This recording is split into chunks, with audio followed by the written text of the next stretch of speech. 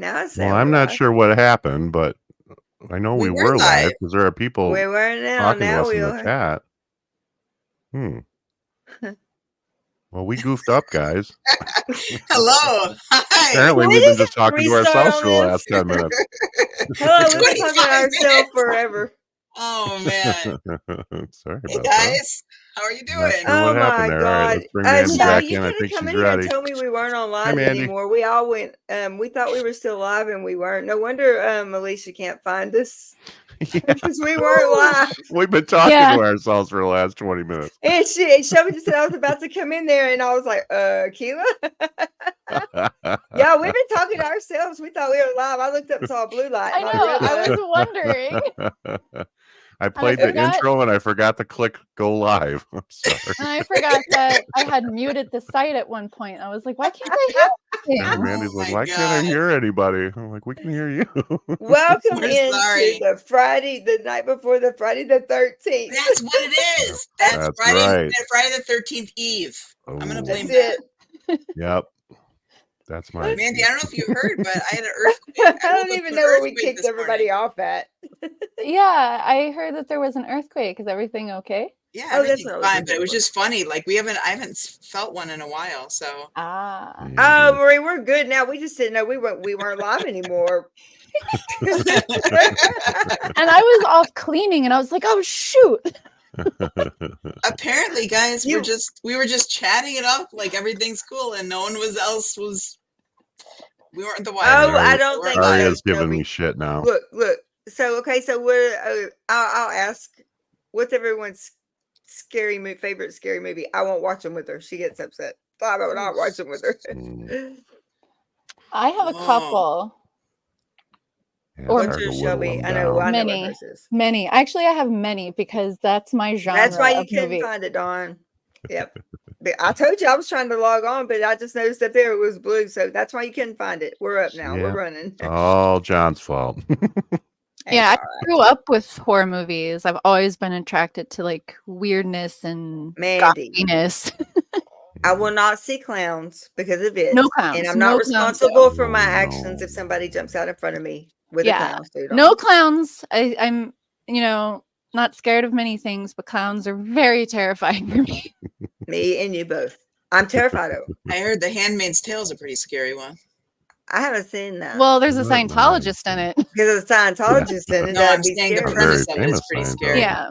Well, the premise of it kind of is like, females become like maids, basically, for everybody. They become the baby makers. Hang on. It's all like based off of like being culty. This is my kid also. She's right next door. Oh, Midsummer. Yes, Midsummer. I freaking love that movie. That one. Okay, I haven't seen that one, Shelby. I haven't heard of either one of those. I like a psychological scary movie. Okay, well, she knows I like psychological. Midsummer is very psychological, very trippy, very like you have no idea what is happening until it happens. And there's a lot of like subtext wrapped into like cult like behavior in the group and stuff like that. Okay, anything like Silence of the Lambs that's gonna make me get up and walk out of a theater because it's so real? Maybe. I mean, that's the only movie I've literally left the theater. It was really? That's not even the scariest one I've ever seen. I've always been raised in mental health. Hey, Indigo. I've always been raised in mental health. So my mom, being a mental health nurse, that scared me to death. I mean, because that's real. Yeah. Oh, go ahead. No, go ahead, Gretchen. It's fine. I was just gonna say I watched some of those like Dateline 2020 like true crime type stuff, and that's the scary shit stuff. And my husband will watch it, and I'm like, why not? And he's like, because that stuff actually happened, and I'm like, yeah. And he's like, he watches pretty like strong stuff, violence or whatever and drama, and I'm like, that seems scary. He's like, yeah, but it's drama, like it's fake, it's but I'm like, sometimes it's based on reality. I mean, loosely. It's so like I don't mind things that are a bit real. What is happening, Keilah? I'm trying to show you I want to show you my son. Shelby just hung up for me.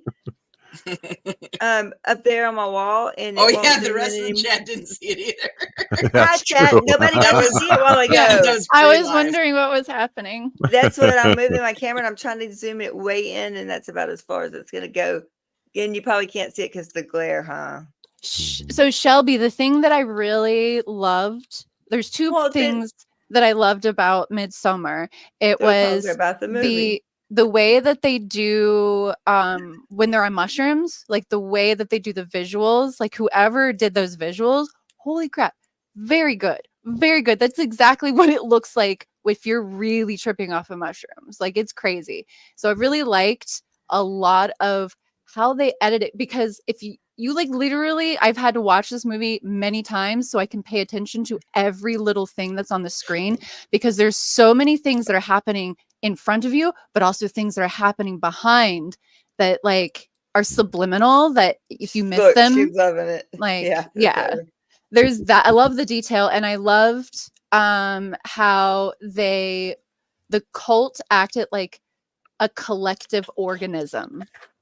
Like when the main girl was crying, and they all ran to her, and they were immediately heaving and crying just like she was. It was like the cult was a full-on one organism, and they felt everything together, which is both terrifying and fascinating. I was going to say, yes, when it comes to the cabin movies, is full of the drawings that literally tell you the whole plot. So like the whole plot is like on the walls while it's happening. Oh wow, it's crazy. I like movies that shoot with that kind of guerrilla style. Oh, Shelby, okay, Mandy, Shelby, she says you get Blair Witch. Yeah. People give me a lot of shit about that, but I really dug Blair Witch. I really did, just because of that guerrilla style of filmmaking. It was wild. It wasn't just that, it was how they promote everything and promote it in a way that people thought it was actually real. It happened. Yeah. And it didn't. Yeah. So that was what really got people like in on it and like hooked. Like, what is this? It actually happened. And then when you like actually see it, it's like, nah. Yeah, this is Wasn't fake. Cloverfield the same? Kind of like that? Yeah. That guerrilla style. I remember watching that one. Yeah, I guess it's considered guerrilla handheld style. Yeah. Handheld. Blair Witch is called classic. Yeah. I've seen a few movies like that, and as long as they're not doing it in a way that makes me feel motion sick. I know. Yeah, because it can get a little wild. Oh, hi, Miss Sunrise Dawn. You gotta unmute now. My other, like, I love supernatural stuff. So give me ghosts, give me werewolves, give me vampires. Like, I love that stuff. Ginger Snaps is an indie horror movie that is literally one of my top favorite horror movies. I thought they did the werewolf in that extremely well. But I could talk about this stuff forever, because like I got like super into horror like at a very young age, like 6 years old. I was watching horror movies. Oh, wow. I was sneaking them at first, and then I like would watch them during the day, and my grandmother would be like, okay, you can watch it, but you don't come in on bed at night having a nightmare. And I would still do it anyway. I'd be like, oh, I need to come in here. Have you seen Parasite? No. The Korean movie? No, I didn't watch that one yet. Yeah, it's wild too. I cannot do torture porn. Like Hostel, Turistas, things that is like literally just gore for the sake of gore, unless it looks really fake. Like in Japanese horror, a lot of times they'll do like the spray blood, and that's so fake. So it doesn't bother me as much. But if it's like looks real and it's just like a bunch of gore, that will get me like, I guess, like Zero Dark 30 you're not going to watch because it's really I never saw that one. I don't think I know about that one. I want to say hi to a few people here in the chat, and then I'm going to check in with Miss Sunrise Dawn over there and her kitty cat. Proper Pagan Princess, hello. Indigo. And Tampa B Man, Indigo Twin, hello. How are you? Go ahead. Sorry, Miss Sunrise Dawn. The right one. I don't know. I was just going to say my grocery delivery people have a horrible time. I've got set up on the porch. The dogs were barking at? Yeah. As soon as you turned your mic on, I heard. Yeah, 30 Days a Night was all right. I was gonna sit on the porch and like talk to y'all from out there. Yeah, they're bringing the groceries up on the porch, and my dog's going nuts. So, and the kids asleep in the living room where I usually stream from. So, well, what is your favorite horror movie, Dawn? the original one. I love that movie. As much See, as we I made a hate rule at the clowns, beginning: no clowns. I still do like the original It. I think Tim Curry is one of the best like character actors. Yes, so good.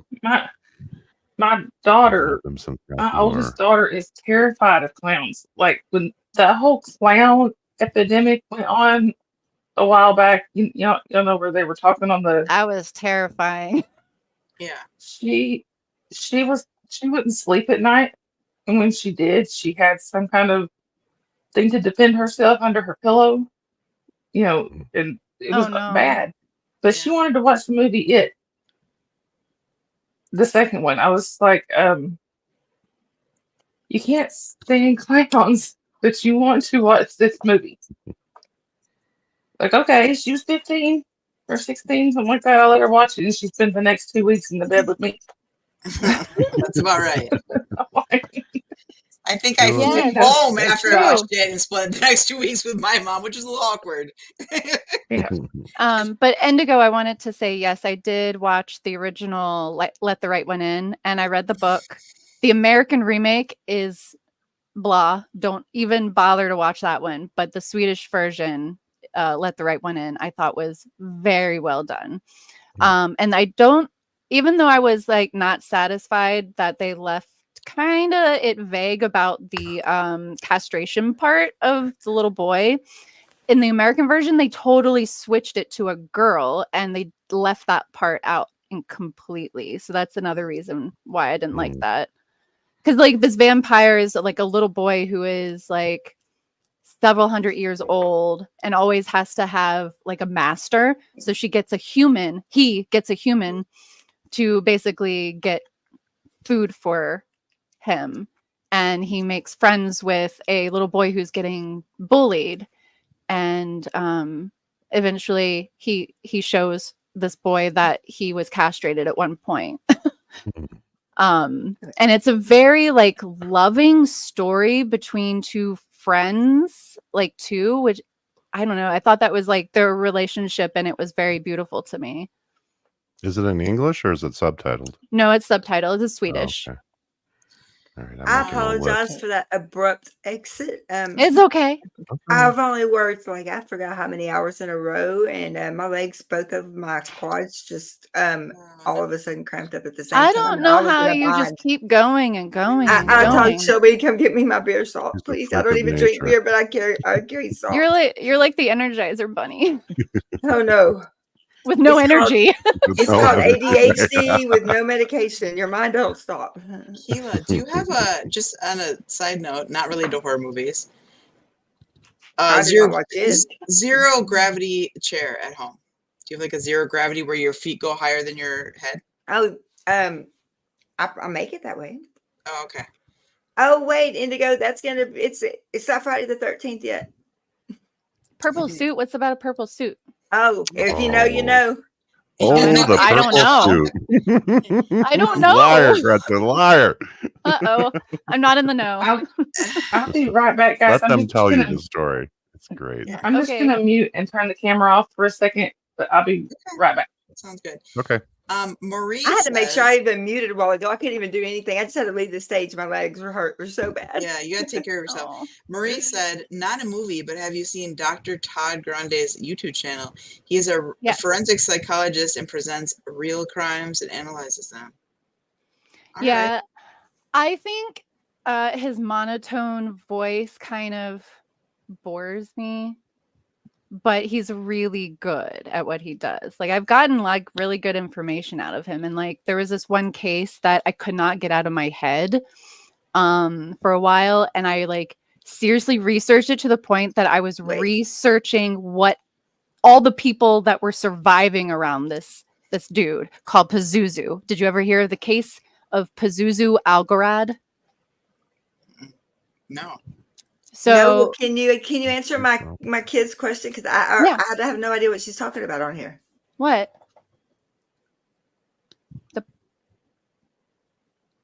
The purple. Wait. purple guy with that. I can only think about that purple guy with that. I don't know what that means. What is this purple suit? What is happening? I didn't know what you mean, Shelby. Barney coming? A picture speaks 1,000 words, Gretchen. No. You have a picture handy? Too bad. Of course I do. Is that a rhetorical question? I will throw it up there because. Oh, she knows how to share a screen? Mm-hmm. I do. I want to see that, Blake, Friday Night at Freddy's, even though I never played the game. The movie actually looks kind of neat. Shelby says it's a game with a lot of lore, but it's a newer game. Yeah, it's like a horror game. Oh, no, then I'm not going to be part of that. No, see, not going to be part of that. She was that Friday Night at Freddy's. I'll see what she was doing. She was abbreviating, talking text. Five Nights at Freddy's, right? Yeah, whatever it is. Yes, I have one. I got it right here. Thing. Oh yes, it's coming. They both have Y'all one, going to come on this channel, and y'all going to see that. Cricket said she got one too. Yeah, Cricket's got one too. Oh God, it's going to be a trifecta. Oh, it's going to be great. Oh my goodness. Hey, anyone? I'll do this open invitation. Anyone who has a purple suit or some kind of blow up suit, if they want to join the party, feel free. I have a shark onesie. Bring it. We'll start Halloween early. Friday the 13th sounds like a good day. Yeah. So the movie I'm gonna have to do a trial run tonight after this. Don't breathe. Hey, and my focus always it's been so much on getting the kids dressed up that I don't do horror movies. He knows that. Oh, I know one of those actors. I mean, not in real life, but I know of one of those actors, Dylan Minnette. He was in 13 Reasons Why on Netflix, and he's I love that show. I've watched it and he was the main guy, and now he's like in a band that's pretty popular called The Wallows.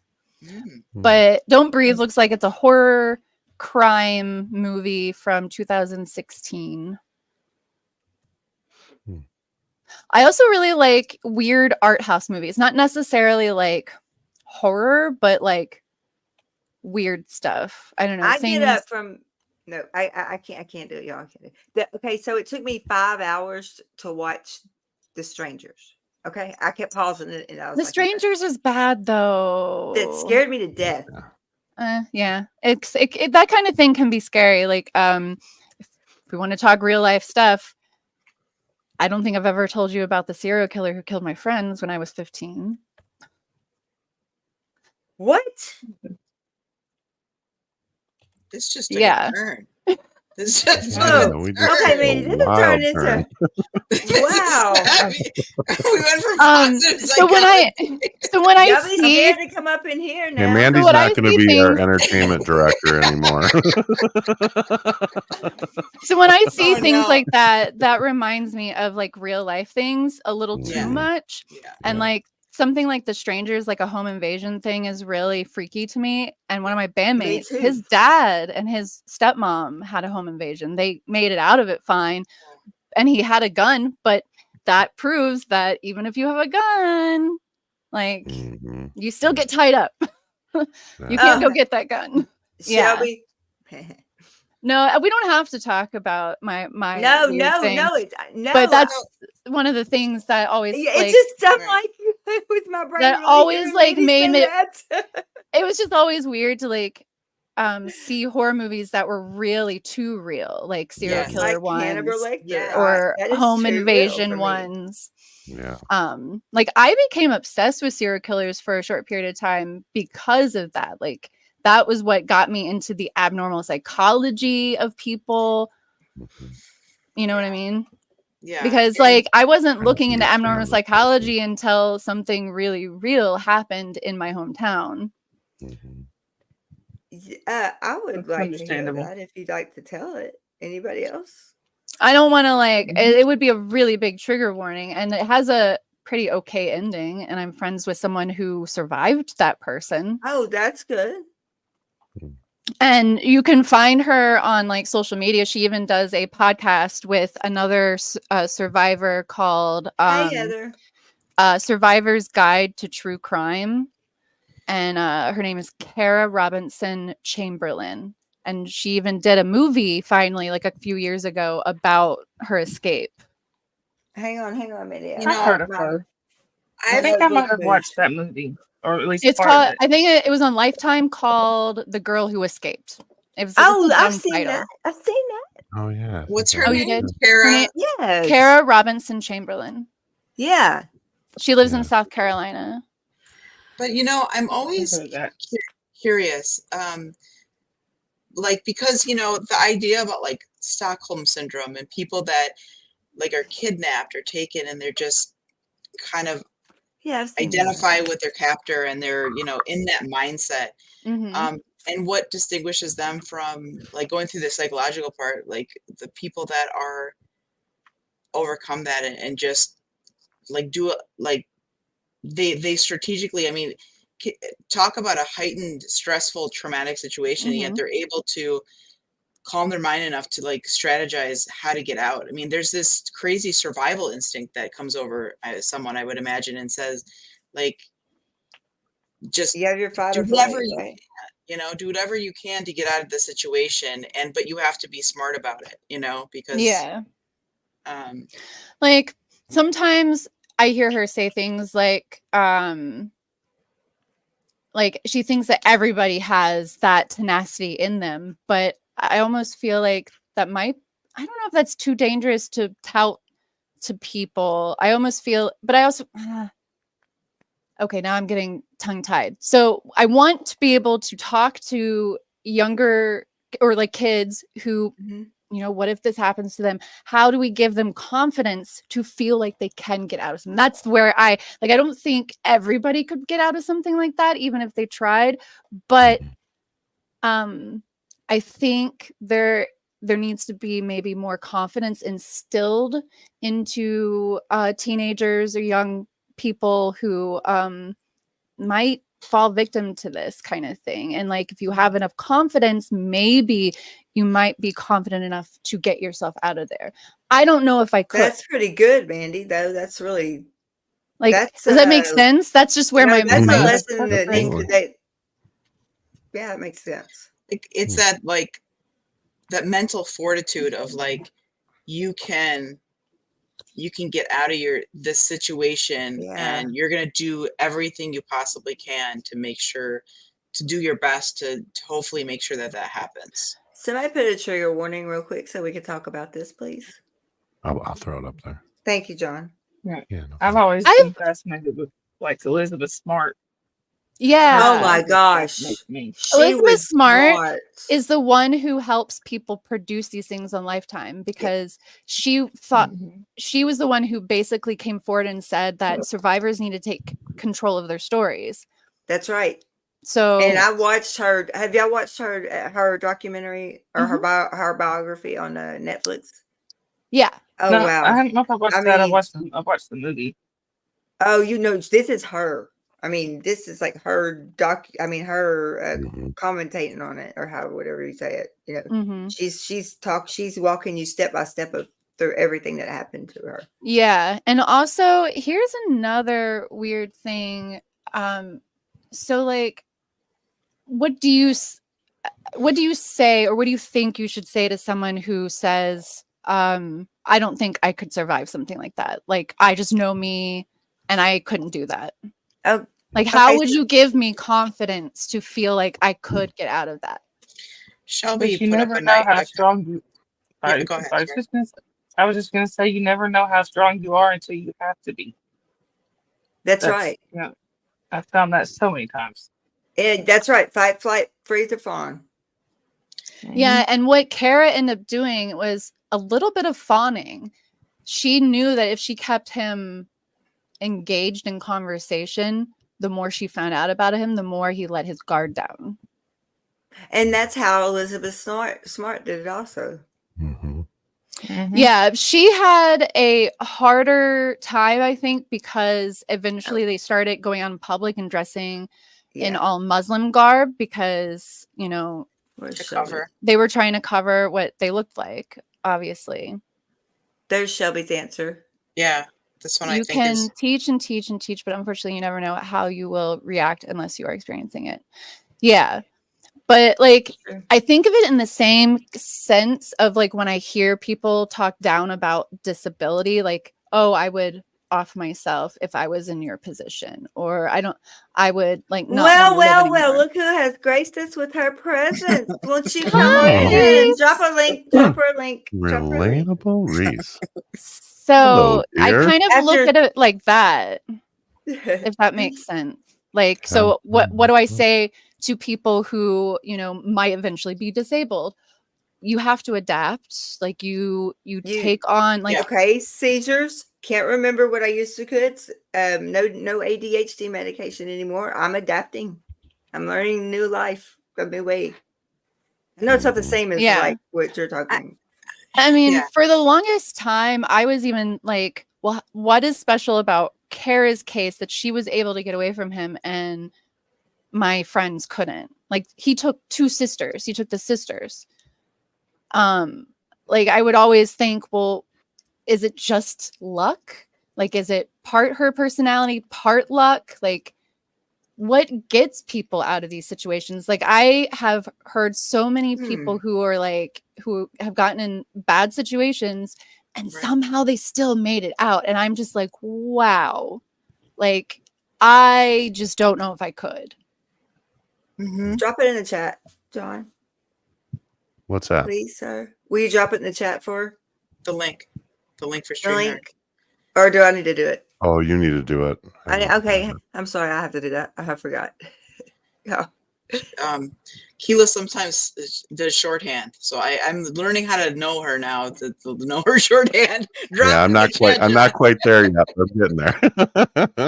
There you go, my sweetheart. No, but I like bringing these hard, like philosophical. No, questions you to you guys. bring questions that we gotta think, and yeah, I like exactly. You make us think. Me and Chris were talking about that. We were like, my brain is fried at the end of this week. Earthquakes and wildfires. I don't know if I can handle much more than that.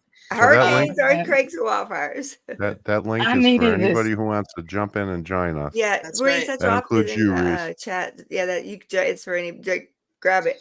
We got Gertie. Oh yes, we got to see Gertie. I needed this today, man. It's me too. I think so. Like, it's been a week. I think there's some kind of surge of adrenaline that comes upon. I would think that. You know, I remember a long time ago on this, when Oprah did her like positive, like when she used to do like more of like a talk show thing.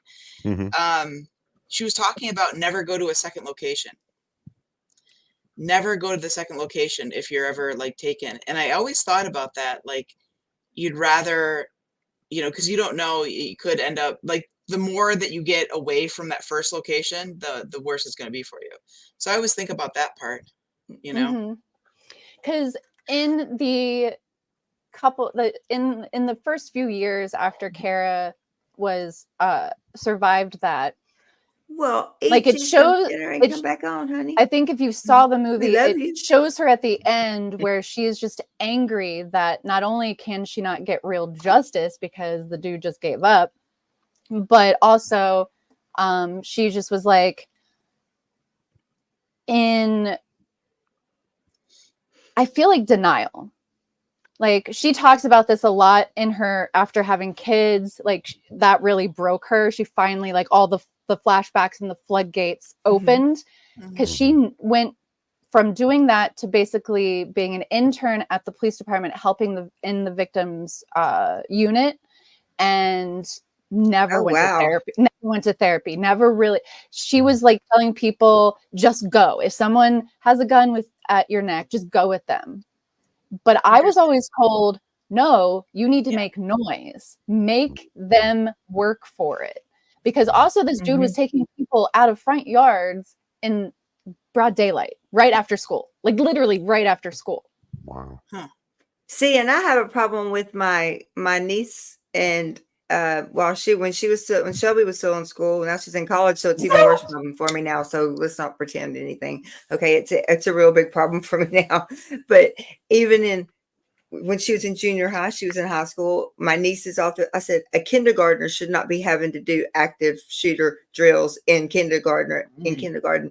I don't even. I still am 50 years old and cannot wrap my mind around this. Okay, I don't 100%. think it should even be a thing, but it is.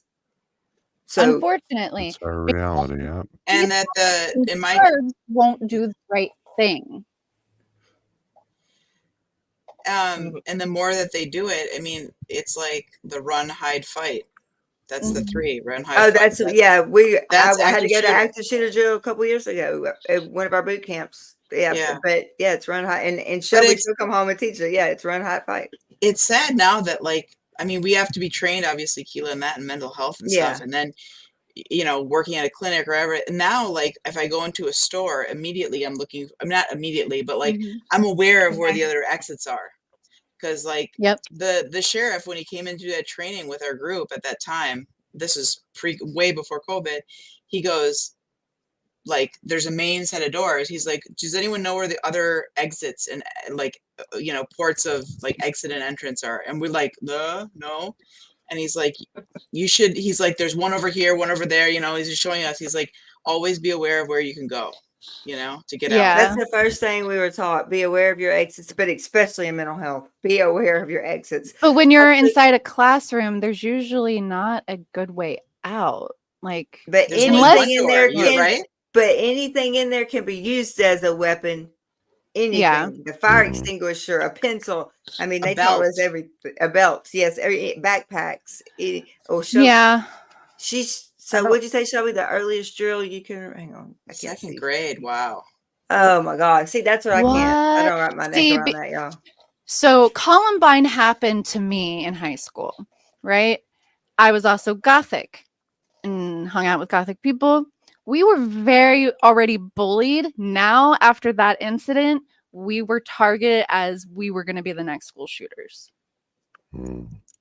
Like, being forced to the counselor, being forced to the principal to talk about your feelings because you dress a certain way. Right. Or listen to metal or Marilyn Manson or something. So what? But as we know, that was the only one where like some of the kids looked somewhat Gothic. Like, we can't use that excuse for every single one of these. No, you cannot, because the rest of them just, I mean, I don't know. What I remember of it is like they were in trench coats, right? Yeah, the trench coat. My friend stopped wearing his trench coat because of that. Was it the Virginia Tech?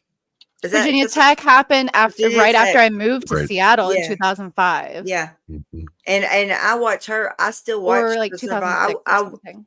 I watch her every time we have to go to do a boot camp, or you know, for the drills for emergency preparedness, and we usually do them every summer. That is the first thing they do. Thank you. Well, it's because we're already bullied and outcasts. We watch that her speech of the Virginia Tech, of her surviving that run hide fight, and what she used as a weapon. Yeah, I don't know about now because I don't think they've had one yet this year, but I know with my oldest daughter, when she graduated in 21, and it was they were called it was run, hide, survive drills. That's what they called them here. And they would have to, you know, find places. Oh, instead of calling it what that's a good idea. Instead of run, hide, fight, it was run, hide, survive. In the preschools that I work in, we don't do any like drills because literally there's nowhere to like hide. Under a desk, behind a curtain. I mean, there's no desk. I mean, then we have. But I'm not going to hide because that's what they said. You're going to hide in front of the you're putting yourself a target. Right. Well, they're like, I'd rather you claw their eyes out than sit under a desk and not be here anymore. So, as a parent, and I have a kid now, we just went through elementary school. He's now in middle school, but when he was in elementary school, they had doors. Now they have fencing like all the way around the perimeter. They didn't really, but all these safety things, and the door's locked from the outside. So like once those doors are closed, and then the kids, if they go to the bathroom, they like knock or something. Santa Fe I'm sorry, not even Santa Fe. Shelby, which one is the other one? Where Matthew McConaughey's from? Austin. The one that we just had. The last one. No, it's down. Austin. I don't know when you're talking about. Because there were apparently two. We had two. Uvalde. Yeah. Oh yeah, that one. That was a mess. That one. We just that was horrible. I don't know. Matthew McConaughey was from Uvalde. Mm-hmm. He went to that school. Oh, that's right. I forgot about that. He did go to Uvalde school. Wow. And Sunrise Dawn, right? This week, right? It was. Yeah, about 3 hours from me. Which, and today there were like 2, I think. So I don't know what is happening all of a sudden again. Why can we get our banks protected more than our children? Yeah, no kidding. Or people in general. I mean, like a couple of my friends. Indigo, San Antonio. Uvalde is what I was thinking of because that's the one where the door is locked. And yeah. Mm-hmm. Yeah, they couldn't get in. Like I had this incident happen here in Seattle. I think it was back in 2012, I think. Mm-hmm. Where there was this little cafe that my friends would go to and we would do art and play shows there. And this dude who lived with my friend for a while, who was very not okay, got kicked out because he was scary. And then apparently he was asking his girlfriend to get him help but he was also obsessed with guns. This is the thing. He was having mental breaks and also obsessed with guns. Okay, bad mix. Yeah. So he ended up getting 86'd from this establishment for causing problems. He came in one day. He was told, hey, you're not supposed to be in here. He left. He came back 2 hours later with a gun and shot everybody in the place, killing almost everybody. Wow. And like, I know you can't force a person to get help, but you see something, say something to somebody that will listen until they listen. Mm-hmm. I think, and like, I don't blame his ex-girlfriend for not doing the most to get him help. I get it. She was scared, so she wanted to get away from him as much as possible. But it does suck that he was actually actively going, oh my God, something's wrong with me. I don't know what to do. But then never did anything about it. And there you go. Look at the outcome from no one doing anything about it. I scream it all the time. If you see something, say something. But when it comes to kids, so like adults, there's like, Gretchen, like there's only so much you can get an adult to help themselves, right?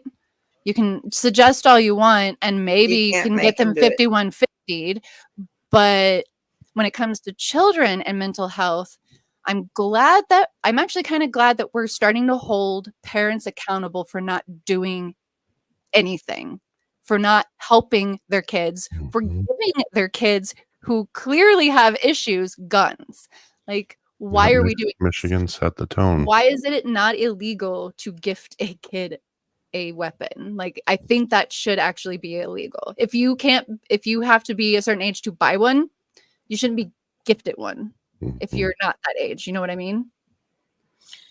Yeah. And coming from the fact that, and I don't know how it is in other people's, we're all represent kind of different areas of the country. Mm-hmm. Yeah. When I grew up in Wisconsin, like it's a hunting, fishing, mm-hmm. a lot of that. Mm-hmm. But you have a 2-shot rifle. And I never went hunting, but I know my dad, when he was young, he went, family, cousins, uncles, people in my family had went. And you're with people, you have, that those specific guns are just for that specific reason. Mm-hmm. And I don't understand why. Yeah, I don't know. I don't know much of the nature of this particular one in Georgia, what he used, but there, in my estimation, there's. What's that? It was an AK that his father bought him. See, that's the thing. I don't know. I mean, that's a whole. And I saw the body cam footage from the police when they went to his house, like a while ago for an incident, like because they were tipped off from school officials, and they went and talked to them. And so I saw all the body cam footage, and he was just, the dad was just like, well, I'm just trying to get my son to focus on something, which was hunting. Yeah. Like, I'm sorry, but if your kid has mental health issues to the point where they're like threatening doing something, why are you going to give them a gun and teach them to hunt too? Like, I don't know. That just seems like counterproductive. No, okay, so Jeffrey Dahmer, how do you think he become about? His dad wanted to spend time with him. His dad didn't know that a little bit of this and a little bit of that and a little bit of this and a little bit of that would end up causing his son to turn into one of the most vicious, I mean, serial killer we had. And that's because he wanted, what was it, the roadkill, the taxidermy or whatever. Okay, so he's teaching his child to, but that's quality time in the dad's eyes. In the son's eyes, it's quality time until the mom comes into the picture and she becomes the narcissistic variable, and there you got a perfect storm. Look what happened. And by the way, going back though to the hunting thing, a couple things. One, if you're hunting for like, I'm sorry, Aria. Sorry, I was just commenting the fact that she has to homeschool her kids because of all this stuff. Yeah. The hunting is like, everyone knows, Aria. Anyone knows, like, if you're hunting for deer, you got one shot. And if you want to hunt and like have some like semblance of the body, if you want to eat the deer, like venison meat, if you want to taxidermy it, and put it, like some people do, right? But if you're, it's going to run away. So, but if you're using an AK for hunting, you're totally going to demolish the animal. Right. So there's not going to be anything to taxidermy. No. So, what's the point of that? And what's the skill in that too? Yeah. Hunting the skill is to put these big horns up on the wall so you can tell everybody I'm an animal murderer.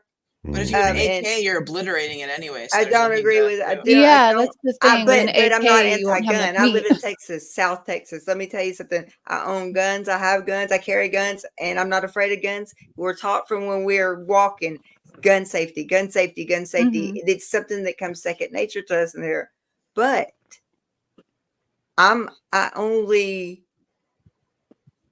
it's not. It's all in who it is. You can. Look, you tell somebody that no one can own guns, and I'm not trying to debate the Second Amendment or anything like that. Right. You can say that no one needs to own guns, but do you think that criminals are going to listen? Who's the only one that don't have the guns? The criminals. Okay, so if they're going to hurt you, they're going to find a way, a rock, a knife, whatever it may be. I mean, in other countries that do ban pew-pews, they will have like other mass, so like it's gonna be whatever happens. Stabbing, like exactly. That's what I say. It's there to find something sharp or hard, or Yeah. Wait, what? I gotta jump off for a second. The cats are scratching at the door. They need to be fed. I'll be right back. Okay. Sensible red flag laws, like just sensible red flag laws in place. That would do wonders, but they don't check them. And raise the buying age to 21, because I honestly think 18 is still too young. I'm trying to understand what she's saying. But I don't even know the safe password, and have been taught safety and even been in trouble for lying a fake one facing. I don't know what that means either, Shelby. Shelby, I'm lost. You have to explain some more in here. I'm trying to go. Indigo says something. The reason I don't have a gun is because I have self-delete mentality. I understand that. Oh, okay. Yeah. It isn't a question of if I have the thoughts, but how attractive they. Yeah. I'm sorry. I understand that because I'm like that with sleeping pills. I don't want sleeping pills in my house. Well, and I think that's important, the awareness. And so you keep yourself as safe as you can. And that's important, right? I mean, so that's insight. That's everything. Yep. But I mean, I personally wanted to know how to use it because like, I don't know anything about them. What if for some weird reason I do need to shoot one for, whatever. For me to be less scared about it is for me to use it. Like I have to be familiar with it, and then I start to lessen my anxiety about the thing. Right. And also, like Shelby, she's a I mean, like go take her to, like we go to an indoor range. She'll beat me and her daddy. She just picks it up. I'm embarrassed with her because she's just like great. But here's you don't have the password to the safe. That's what she was saying. Oh yeah, she doesn't have the password to the gun safe here. No. Yeah, and our like the way I store mine, Yeah, they've everything even. is all over I'm the talking. place. Everything's In all the over the place. South, Lock we're here, lock there, young. lock there. Yeah, I mean, we teach them young. You know, we're taught young. That's like I was so shocked about other things that happen. They're taught, and the boys are out at like 5 and 6 years old. You know, they think it's fun to shoot the birds in the schools. No, it's not fun. Yeah, they'll hurt the animals. You know, but that's what boys do. I mean, that's just what they do. That's what kids do. And they're taught and the history and like the culture around hunting. I know that, but I'm not a hunter. I cannot. I know that, like, in my family, there's been hunters, but they eat everything. They use up everything, and they have what they don't use, someone else to give it to use. So that's perfect. If you're gonna eat it, kill it. I go fishing. If I'm gonna catch it, I'm gonna eat it. Yeah, because I've just never understood doing it for sport. Because then you just like when that doctor didn't that dentist go overseas and kill that what did that dentist kill? He killed a giraffe or a lion. A lion, I think. One of them killed a giraffe. I'm telling you, there was one that killed a giraffe. I think I saw that. Yeah, it was. I think it was a woman, wasn't it? Because or an elephant or a giraffe. It was a conservative woman. I don't remember. Very. Yeah, I mean, and it was such a animal that would never hurt you. Yeah, or like I don't know. Any animal. Deer won't hurt you. There was another one too that the lion though, but there was another one. I'm telling y'all, I saw that. Indigo's comment. Very true. Very true. She said, also, I think it is important to remember that the Second Amendment was for the context of the militia, not personal ownership. Yeah. Oh, no. Everything has changed since back then. No. The Constitution is not enough. Wasn't it like to rise up against the government? No, our Second Amendment rights are, I always keep my Constitution. Sorry. It's nice. No. And these rights shall not be impeded on. And I'm only saying this because they're trying to take our rights away so much that I keep this Constitution with me all the time because I cannot. But I got to go back to the just a minute. Let me get there because I can't see right now.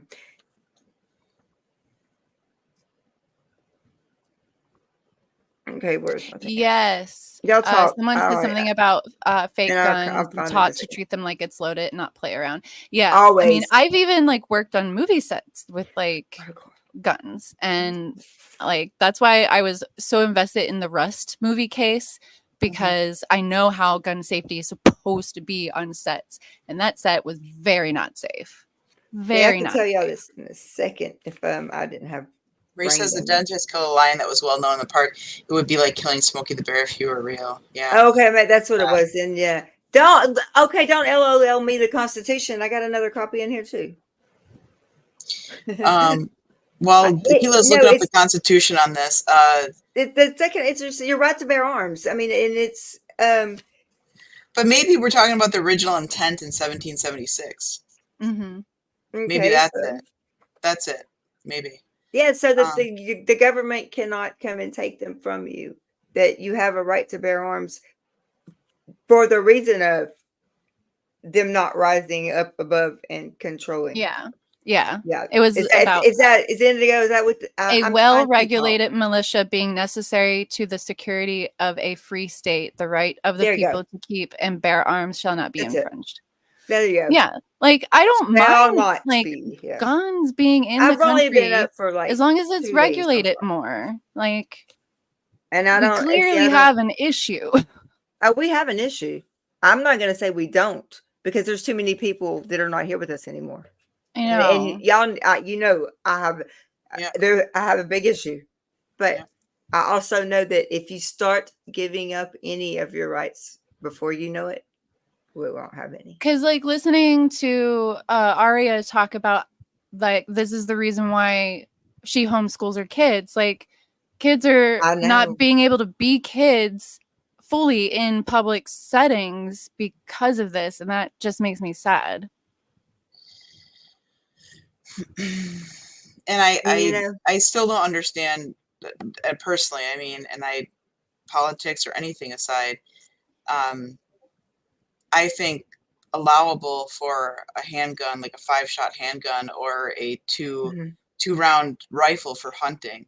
Other than that, I don't know why any other type of gun or AK or whatever is needed for private ownership. I mean, if you're using it for self-defense, that's one thing. Then you have a gun with a couple of rounds in it, right? I don't even know why you would need that for self-defense. Because honestly, here's the thing about self-defense for me, and I correct me if you think it's wrong, if you think it can be different, but for me, knowing that if someone broke into my house, there's nothing I can do about my gun. Like, I'm not going to have enough time to go unlock everything that is locked up, you know, and then put it together. Like, full stop. Even if I had it all put together, carried in my purse or something, like, I don't even think something can happen to you so quickly. Someone could grab you and you have no time to use it. Right. So, and if that happened, like I mean, because I know, like where I live, we're going to have time to, we're going to know if someone, I mean, we've got the cameras, we've got dogs, we've got other things that is going to alert us. Alarm bells are going off. You have a few, like, you have that time to grab it. Yeah. If you have like other things. But here's the thing, if there's more than one or two and you know that you're not going to win that battle, don't grab it because it's going to be used against you. I would be hiding it, honestly. That's more of the training that you learn. You know, you don't want to give it. I mean, if you pull that out in the middle of you're home by yourself and 3 or 4 people are there, what happens, you know? Shelby said, I think I'll just have one in case of a zombie apocalypse. She's the zombie apocalypse thing. I mean, yeah. I mean, you would need an AK probably for that because you just shoot all their heads really quickly. I have one that's, I mean, a small hand one, but just a handheld, but it is kept loaded, but it's locked away. My child doesn't even know it's there. She has no need to ever know it's there. You know, only, you know, my husband knows where it's at and I know where it's at, but she, you know, yeah, because it's bingo, not, indigo, bingo, indigo, bingo, indigo. Hey, Aunt Dana. I'm not mad at the parents who are responsible with their stuff. I am mad at the people who are allowing their kids to just have open access and gifting them to their kids who clearly already have issues. Okay, and I'm like that. If they've got a mental health issue, they do not need to be anywhere near any kind of not just. Hi, Dana. I remember I was watching a friend's anything. Kid. You got to watch I was watching a friend's kids one time, and I was only watching them for a few minutes. Just, you know, the mom was at work. You know, the dad had to just run to the store for a minute. So I was just watching them for a minute. But I remember him telling me, "Don't let him get in this drawer over here." I was like, "Oh, okay." He said, "No, the pew pew is in there," and I was like, "Oh, is it locked?" Oh, it didn't have a lock. Oh no. I'm like, these are 2 and 3-year-old children running around this house, and it's not. David, I don't understand. Yeah, Dawn, that I wouldn't have put up with. That no, that's not cool. Yeah. Oh, Indigo has. We're not gonna play in this room. Let's go play over here with the doggy. Well, look at it. Ain't Dana and David in there, both of them. And Shelby, boy, I got my whole family's all in here today. Yeah, I mean, yeah, if you're gonna be gifting one to your kid for hunting purposes and you really want to teach them that it's a cultural thing, that's one thing. And like lock it up, but only give it to them supervised, you know? Right. Hang on, Heather has hang on. Heather has a comment. Let me put that up. Somebody can please read it. My eyes are not going to do that. Justification is not good without responsibility. Question: isn't having the tenacity / confidence to survive depend on how your brain works? It's like surviving abuse as a child. Fight or flight? Is that kind of where we're going here, or no? I mean, I don't know if Heather's going back to like what we were talking about earlier about surviving stuff. Survival in general. Like I always have like an issue with self-defense. There you go, Dawn. Because I always feel like self-defense classes are not going to teach you any real good things. That's just my opinion. And also, I don't know how to help disabled people. Like, I am disabled. What if I have my cane? Or, I mean, I guess I could use my cane as a weapon. But, like, use anything. Are more vulnerable. And they can't just get up and do self-defense. Like, I want to know what self-defense can we teach towards, like, people who have disabilities, you know? Like, I ask people that all the time, and nobody has ever been pepper spray. Pepper spray, but yeah, like, yeah, you get sprayed back. I've used it. You get it back on you, but at least you can get them away from you. And enough, or scream fire, don't scream help. Do you teach them that? Because I want to be able to, like, maybe have resources and, like, tips out there for disabled people. No, that's like, what if you're in a wheelchair or a motorized wheelchair, and that is, like, your way of mobility? Like me, I can walk sometimes. You think I'm running away from something? No, I'm not running from shit. I can't run. Right. A clown. By the way, you're right. Exactly that run, hide, fight is very ableist language too. Right, because like, somebody might not can run, not be able to run in the way. If I'm running, y'all better run too, because something's after me. Well, I've always told my friends, serious, Don, if you're running. I mean, I've always told my friends that if a zombie apocalypse happens, it's okay. I know I can't run. I will sacrifice myself so you can get away. Yeah. But like, so one of the things that I heard, this like just popped in my head about this whole like disability thing and surviving if you have a disability. I a while ago saw a kid from Uvalde who's deaf talk about his experience surviving that and how he had no idea what was going on because he's deaf. Yes. No, I saw. Yes. Yeah. Okay. So the one little girl who, unfortunately, and my prayers are with all the families and of all of them, but because she got underneath her best friend because she was already gone. Mm-hmm. You know how I remember traumatized these children are going to be for the rest of their lives. So like we need to have like schools have more things in place for their disabled children. Because a deaf person not even hearing the sirens, not knowing what's going on, can't hear the gunshots. They have to rely on somebody else. So it really hurts me to know that not just children are vulnerable, but the most vulnerable people are going to be the disabled people. And Mandy, that's a good point. And we work with disabled people every day, every single day. And all I can say is I have to depend on the training and the knowledge of my staff to make sure that everyone is safe. Like, so one of my ideas is like say, you're deaf and, have someone or a teacher or something that can go to that specific person and be like, oh my God, I have to get to my person. But then what if that person, there's always like the what ifs. Well, another thing and what if they can't get to them? Like, how do you have a system in place to help the most vulnerable, the deaf? You always point to this one. Wheelchairs. This one, and don't say anybody. You do this. You go get them. You go get them just like you would do it. You call 911. We just have a system in place to support our wheelchairs. Speaking to your point, Mandy, I think it's important to have things in multiple like ways. So you might have some kind of siren that goes off in your school that alerts to some kind of, and it's not, let's deflect here from even just the shooting, like the tornado. We've had all these natural disasters, right? Yes. Hurricanes, storms, tornadoes. Are you waking up to earthquakes? Yeah. Right. And so you have a siren, you have some kind of flashing light, like red light that indicates like warning, warning, warning. You have like, you can have multiple ways. I mean, we have digital everything these days. You could even have something on like a little, like a little screen up above the whatever smart board that says like, please stay in your seats. We have a tornado coming or whatever it is, like, so there could be multiple modalities of alerting people, I think. Yeah. And it's not overboard. It's like you said, it's more inclusive.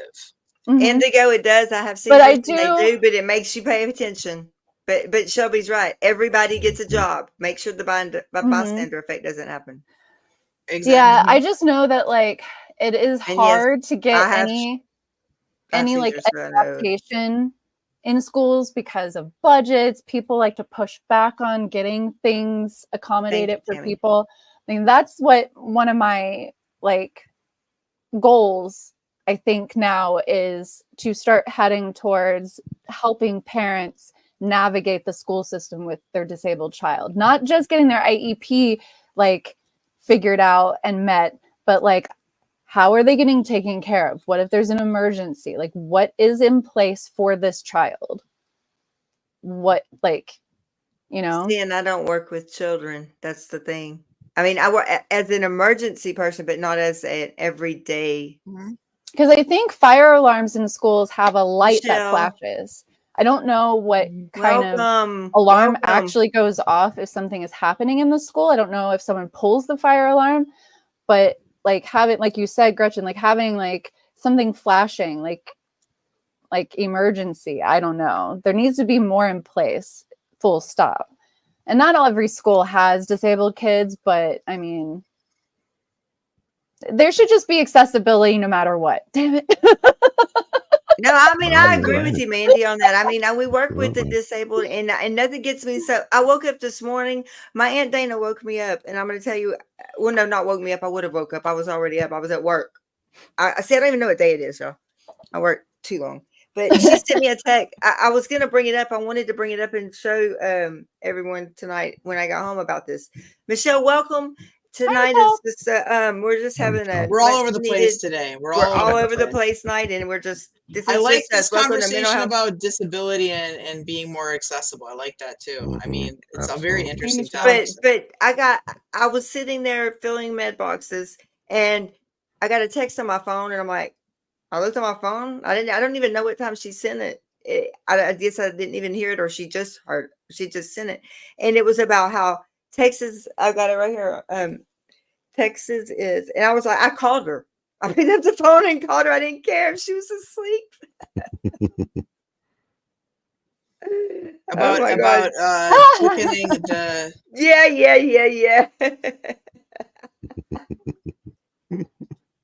There you go. Yeah, Shelby's right. It is hard to be inclusive for every single person. But this is the Texas leads push for faster certification of mental health professionals. Oh, I did see that. They're pushing against the new national licensing requirements. Oh, you just sent it, Dana? Yeah, and I called her as soon as I was like, what? Finally, we have something. Y'all, I have ADHD. I'm not medicated anymore. And I have insomnia, so it's horrific. So I can't imagine staying awake as long as Keilah. None of us can, Arya, and I'm not sure. We take shit. I'm not sure which. Like we see a Keilah, and she seems pretty coherent, and I'm like, I'm not sure if like the other Keilah, she has some way of like separating herself and having that Keilah sleep while like. So I'm like, I would not be functional after the amount of hours that she's awake. Well, that's why we have to take her in shifts. Gretchen has the night it's your turn now. No, Gretchen gets me at night. Y'all gave her the night shift, and she tracks me down. Says, "Why are you still up?" I know I do, because I'm like, what am I, 2 hours? And I'm a night owl sometimes. Like I have problems sleeping sometimes, so I'll like text Keilah. Indigo, yay, it's coming up. I'm like, man. I think all of you fall asleep before me because I'm on the West Coast. Yeah, you guys are West Coast girls, so but you guys get the night shift. I sometimes, I don't know, 10 o'clock my time will be like, hey, is anybody awake? Yeah, 1 o'clock in the morning for me. I'm usually out. Hey, ladies, in all transparency, a while ago, here we go. I'm from the South. That couldn't have been more country. Southern hospitality, Shelby. Yes, there's nothing like Southern hospitality. It's amazing. I'm standing there. Shelby's in the room, and she's working on her college homework. And I told her I was going to start supper before Dad got home. And in all transparency, I don't know how long I was standing there, and I woke up. I was standing there still at the bar. Wait. You were standing and sleeping? I don't know how you function. This is not safe. My wife We need an intervention, you can Keilah. sleep anywhere. Yeah. You know, This episode has now turned into an intervention for Keilah to sleep. Yeah. Hey, ladies, while we got a short lull in the conversation, I just wanted to remind you we have some big news we wanted to announce to our subscribers today. Who wants to get it? I know Gretchen was really, really excited. No, Keilah's been tracking the this data. is kind of Keilah's baby, so tell us the good news, Keilah. So I haven't gotten an official email yet from YouTube, but we have reached 3,000 watch hours. Yay! And you know what that means. Jazz hands. I'll be so glad. This is how you clap in ASL. Yes, exactly. Indigo, yes. I was going to say that. Yes. I can only we all get purple food. There you go. We will take it. I have watched that line go creep all the way to hit 3,000. I'm still very low on my watch hours, but I've also been slacking on lives. You have a good night, Tammy. Please, we're kind of come back. Tammy. Please come back. Was Tammy leaving? Thank you. Yeah. Oh yeah. After that, no swearing in the first 30 seconds. I'm gonna just put a 30-second countdown on. I'm the one you have to worry about. I do too, Mandy. Don't worry. It always comes out of me too, and I don't mean to. I was gonna say Tammy just left. That's one of my mods. Oh, Tammy's your mod. Okay. Nice. She's one of my mods. Cool.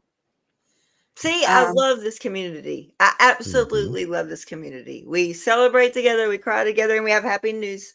And I wanted Reese on here, and I thought she might be. I should have said what she was here earlier. Yeah, she might be. She's probably making her famous fried green tomatoes for Din. So, thank you. Thank you for all the love. Thank all of y'all for the watch hours. Yeah, you guys made it happen. Keilah, should we share please plan or wait? No, go ahead. Please go ahead. I'm gonna let you do that. So I got to tell the first part.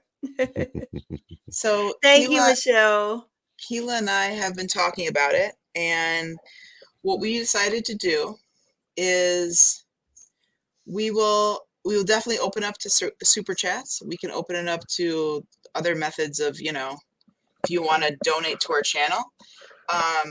But in the spirit of what we wanted to do here, we're all our goal was when we started this was just to cover the expenses of running the channel.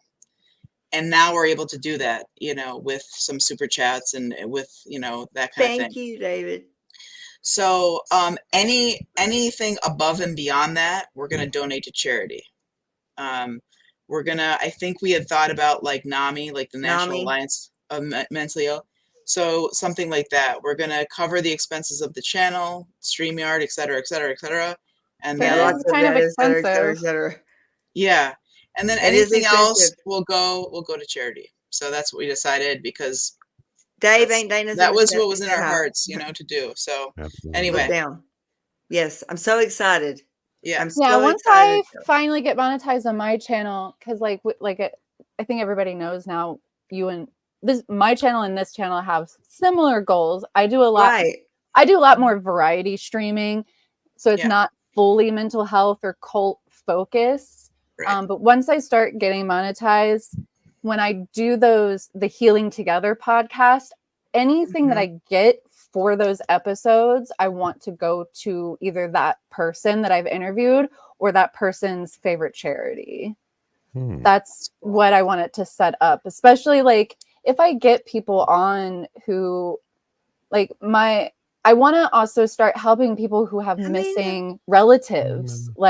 They're going to need money to keep searching, get lawyers. Sometimes people have to get lawyers for their situations. I just want to be able to help as many people as I can, even if it's only a little bit of money, but it's a wonderful idea. That's how we feel. Because what did I say? I mean, the whole reason that I even had this channel thought up in my head to begin with was How many people in the chats do we see every single day that said, if only I had insurance, if only I had the money, if only I had the time to go, if only, if, well, you know what? We took away that if, we're here.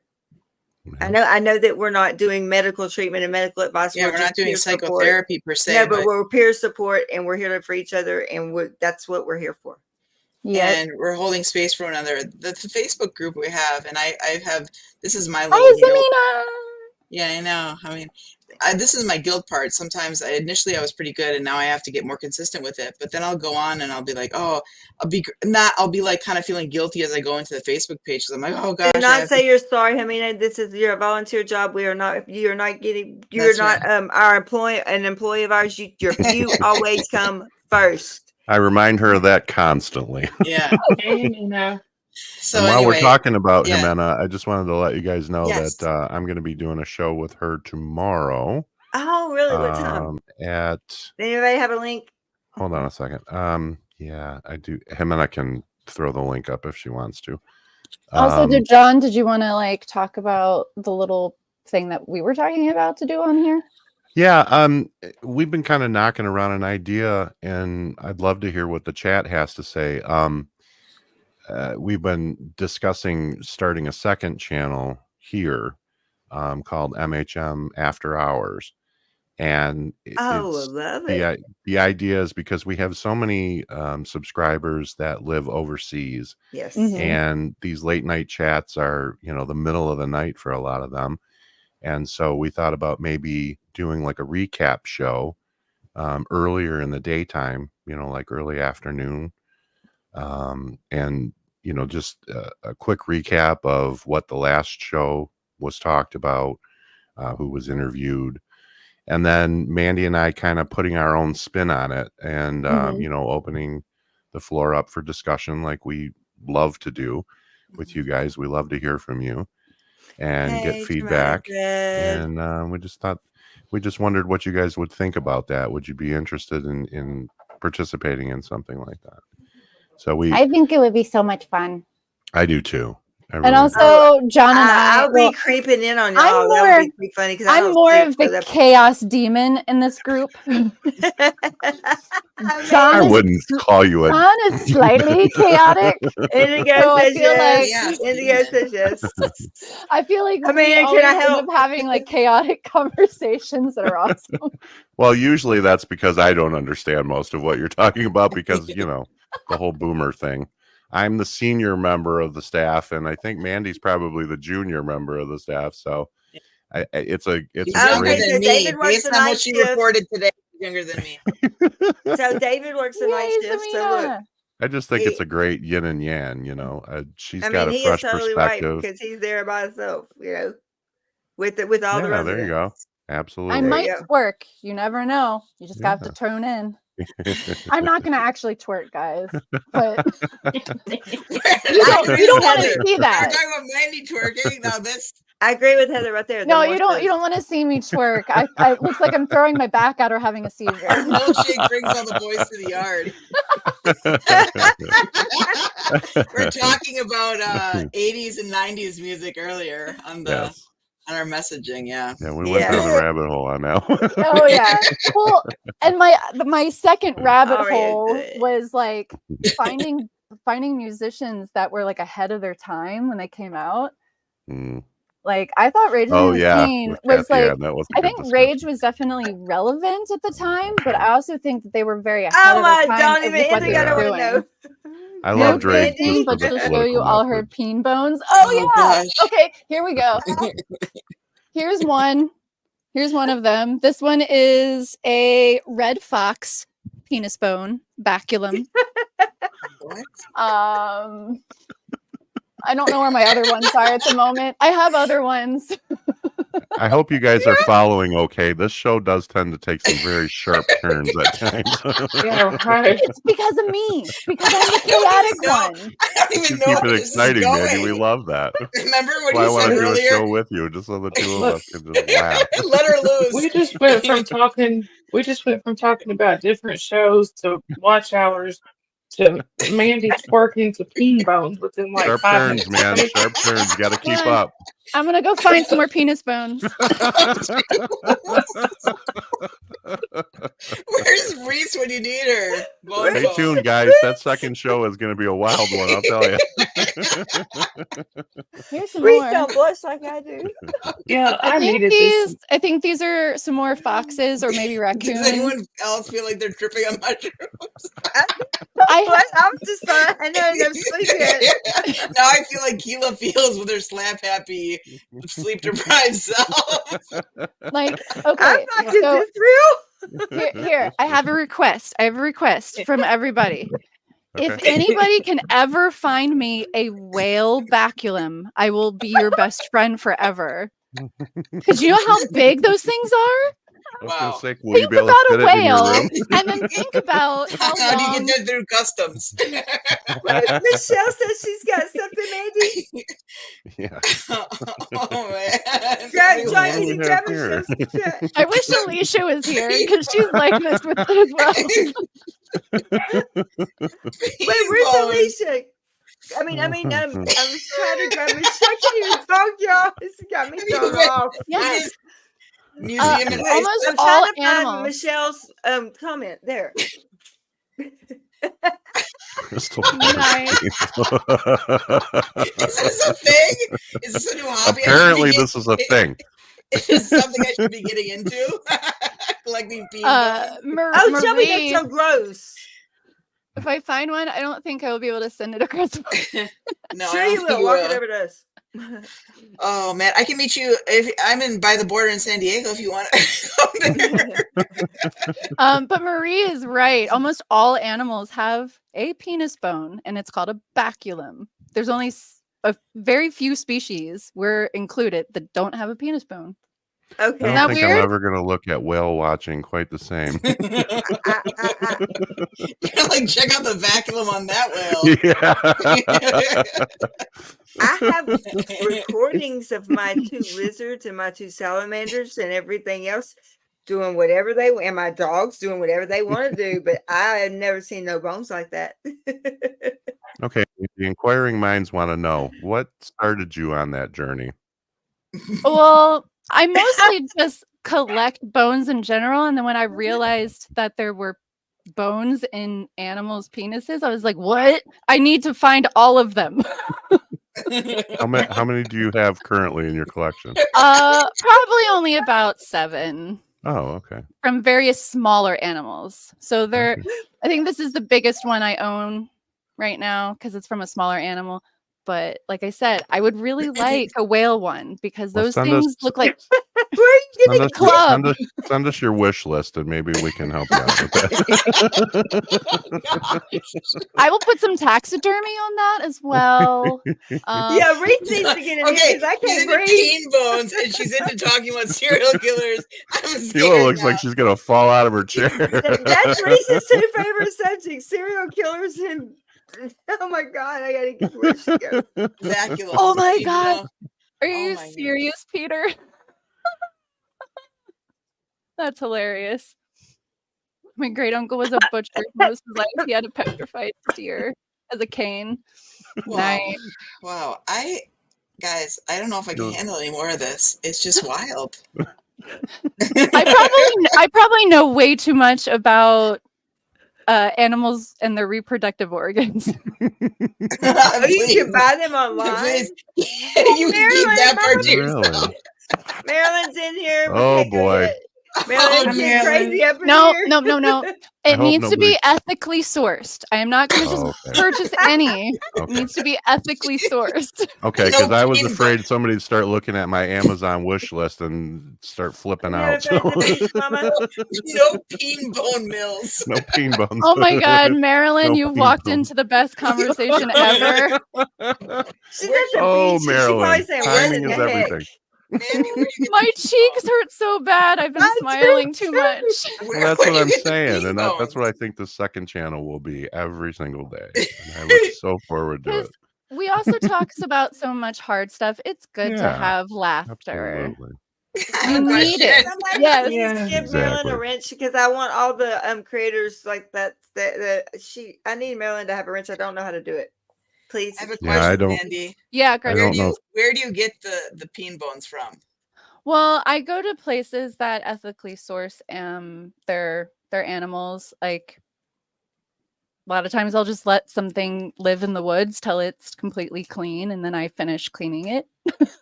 Oh my Oh. God. I have like Good. full deer carcasses in boxes.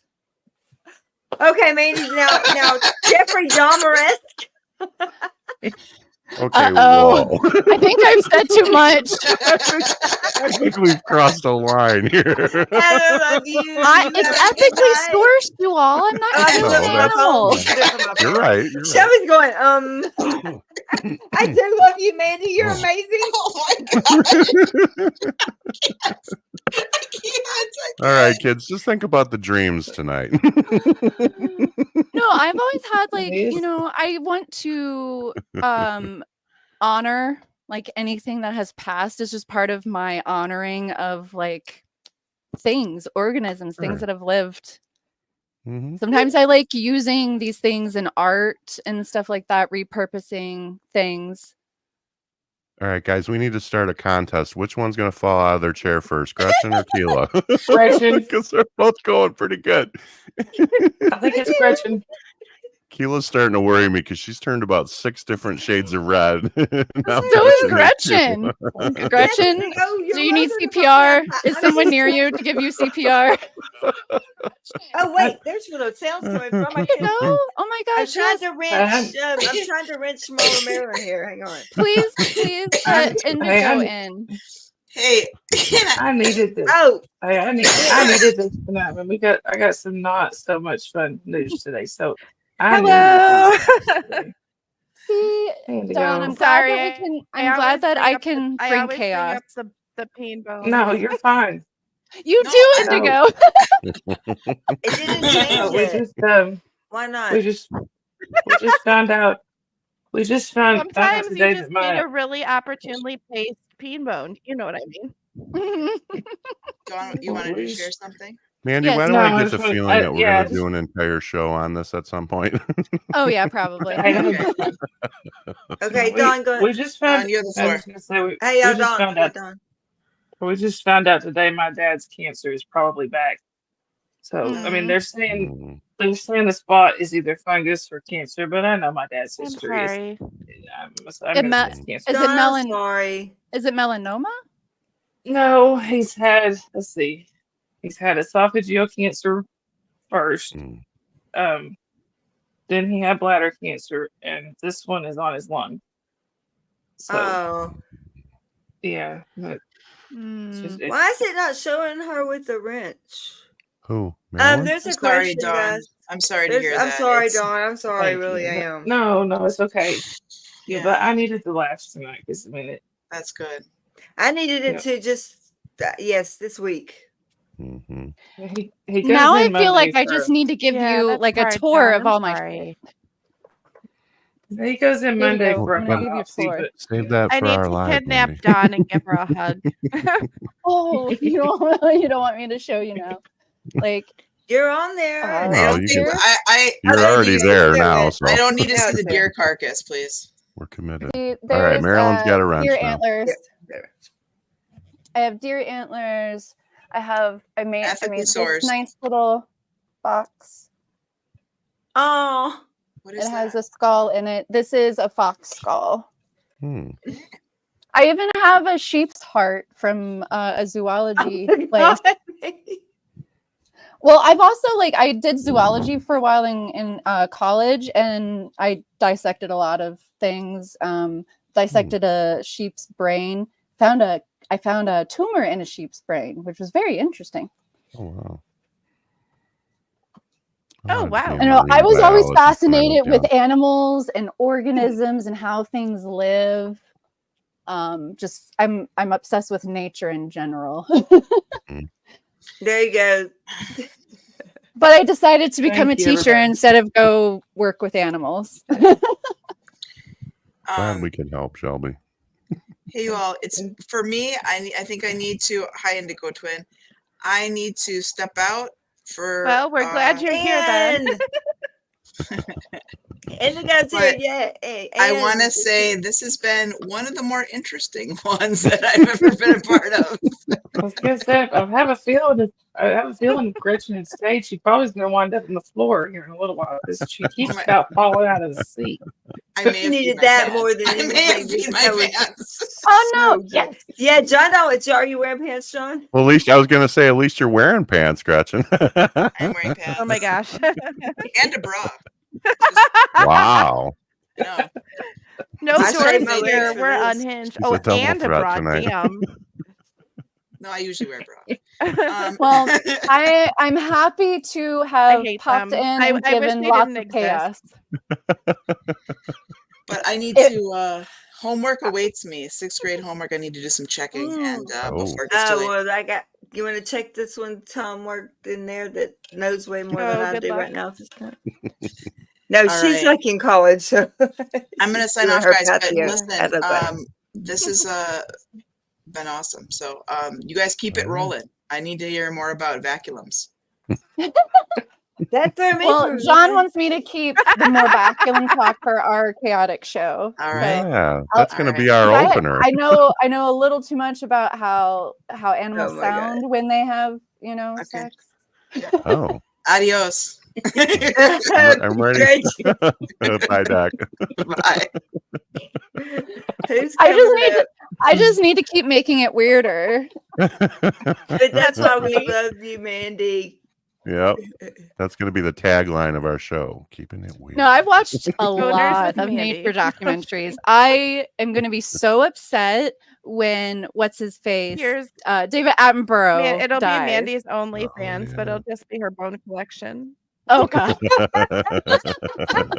I just recently started following a guy that has been fully accepted by a lion pride. And it is so neat. It's so neat to watch him out there with the lions. Like he's out there wrestling with some full-grown lions and lionesses. Is he a photographer or no? Is he just like a dude? It's just like I don't know if he's a photographer or not. I can't remember his name. I'll have to go and look, but I can't do it while I'm on here. But didn't the dude who tried to make friends with bears, didn't he get eaten? Yes. Yeah, I would say probably not try to be accepted. Bears are terrifying. My friend got hit by a bear. Circles of animals. Because what was the other dude who it was like a lion tamer back in the day? Roy. Yeah. Siegfried and Roy. Marilyn, there was also the story of Christian the Lion, but yeah, there was a gay couple who adopted a lion from Harrods in the 80s, I want to say. And then they released him to a reserve. But when they went back to the reserve to visit him, he totally remembered them. And listen, I knew the entire story, but every time I watch him run towards the lion run towards them, I get a little heart palpitation. I'm like, oh my God, oh wait, it's his dad's. It's gonna be okay. But it's still terrifying because he's a full-grown lion running at two grown-ass men. Because animals, they have their animal instincts. There's this one shorts. There's one guy that I've just started following. He mostly just does shorts. And there's go ahead, baby. There's one. Go ahead, Aria. I'm so glad you're doing okay. Bye, Aria. Yeah, oh wait, who are you saying? Aria. No, there's. Oh, bye, Aria. There's one where he's showing he's sitting against a tree, and one of the male lions is coming up behind him. He's creeping, or stalking like an animal does. But as soon as he gets up to the guy and he goes to lunge, and he just goes and they start playing and wrestling. I thought, no way, Yeah, animals can be so amazing with humans and with other animals. I love when I see regular domestic pets, with deer or something like that. There's also there's one place in Japan where there's wild deer, and they're so used to humans, they'll just interact with humans. Mm-hmm. Well, yeah, and there's the part of the year where they're just they swarm the village, but they also like the people also respect the animals back. Hey, I'll be right back, y'all. Give me So one I think moment, like please. that's the important thing too. Okay. No problem, Keilah. Jimena's gonna pop on here in a second. Yeah, I Maybe wonder she'll sleep. also a lot of times about the psychology in animals, because we do know that some animals' brains are pretty close to ours. I think the closest might be a whale. Whale and like one of the, it's not gorilla. What is the primate that is closest to us? Is it chimp? Chimpanzee? I think Yeah, it's chimpanzee. Chimpanzees. Yeah. Chimpanzees. Yeah, Maybe. like we know that there are very highly intelligent species out there. Like whales have like culture and language in different pods. Like that's pretty freaking amazing. Well, elephants are very like community animals. Like their whole vibe. Dolphin, Michelle, you're right. It's Yeah, not. I don't think dolphin. it's whale, but I think whale might be close to us too because of the way that their brains work. But yeah, dolphin. I think it's dolphin. I think that's why I loved animals so much. Is just like they're so interesting.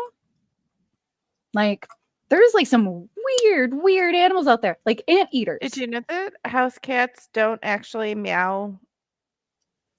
Like Exactly. unless you're around. Yep. The meows are for humans. They are, and they sound different for different humans. Like when I lived with my best friend and I bonded with his cat, we would both talk to the cat, and he sounded totally different when he like meowed at each of us. Yeah, my cat is so cute. She does little meows for me, and I kind of can tell what her meows mean now. Oh, they said when they first moved him. And I'm sorry, I was just gonna say, did everybody get booted out a couple of times, or was that just me? I think it was just you. Yeah, I think you were having. I saw you like have some issues on the screen. I think you're having some lag. Keilah had to step out for a second. Okay. Yeah, I had to step out for a second. Also, we should probably wrap it up soon. I don't know.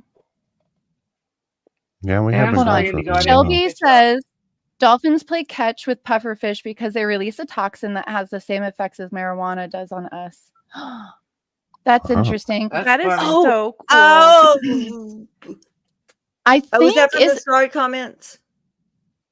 Isn't there like another species that really likes John, a certain take message, toxin? Please.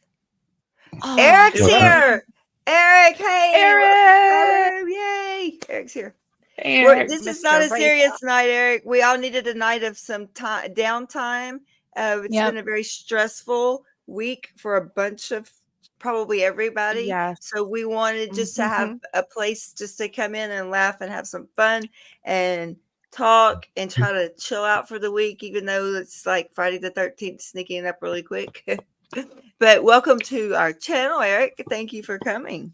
Also, Eric, I didn't see the whole live today with Selfless, but I was there a little bit. Michelle says my cat wouldn't come to anything I named her for. And then I mentioned a raven outside and she came running to me. So she is Raven. Yeah, like sometimes my animals haven't cared about their names, but I actually do have my two cats like know their names now. Oh yeah, like Archie, the cat that I bonded with. When my best friend moved in with his fiance, he took his cat, and the first time I was on speakerphone, the cat ran in and was looking for me because he heard my voice. And then they sent me a picture later when they were like, he realized you weren't here. And then he looked so sad. I felt so bad. I was like, not my baby boy. Oh. But yeah, he's a good boy. Like we think he probably could qualify for an emotional support cat because he would like wake us up if we were having nightmares. Yeah, and he always curled up by my head until I fell asleep at night, purring on my neck. And I'm like, yeah, he was a good boy. Well, and then I was like, could you maybe move to my chest so I could breathe? And he's like, no, your neck is comfortable. And I was like, all right, here we go. It's like, why do I have a crick in my neck? It was the cat the whole time. We have 14 cats, and they all know their names. Whether or not they choose to acknowledge them is, they're cats. So sometimes they 14, might yeah. acknowledge you. Okay. Sometimes they're like, who? But then again, I have the dog down here that doesn't bother to acknowledge his name sometimes either. Did you know that some animals can get drunk? Yes, bees can. Oh my gosh. Fun fact. Mhm. So there's these bees because like when fruit ferments, right? Yes. And then the bees get drunk, but then the guard bees won't let them in because they don't want them to make drunk honey. Yeah, that is like So a there's really these interesting guys that like social film thing. them, like they film the drunk bees basically being kept out of the hive because like otherwise it would affect like the quality of the honey. The quality of the honey. So I don't know. But yeah. I don't know if we have I'm learning anybody. too many facts on no sleep, guys. No, you're not going to be able to remember. I won't any of this remember any of this. conversation. Don't tell me I did something that I didn't. But this is one of Keilah, you can watch it on the replay. We'll pump up those watch hours. One of the things that I find hilarious, and then if anybody is from Sweden in the chat, let me know. But in Sweden, apparently their moose will get really drunk during fall because they eat the fermented apples on the ground. So they will have just like moose like falling all over the place. Oh my gosh. Moose are scary sober. I feel like we used to have.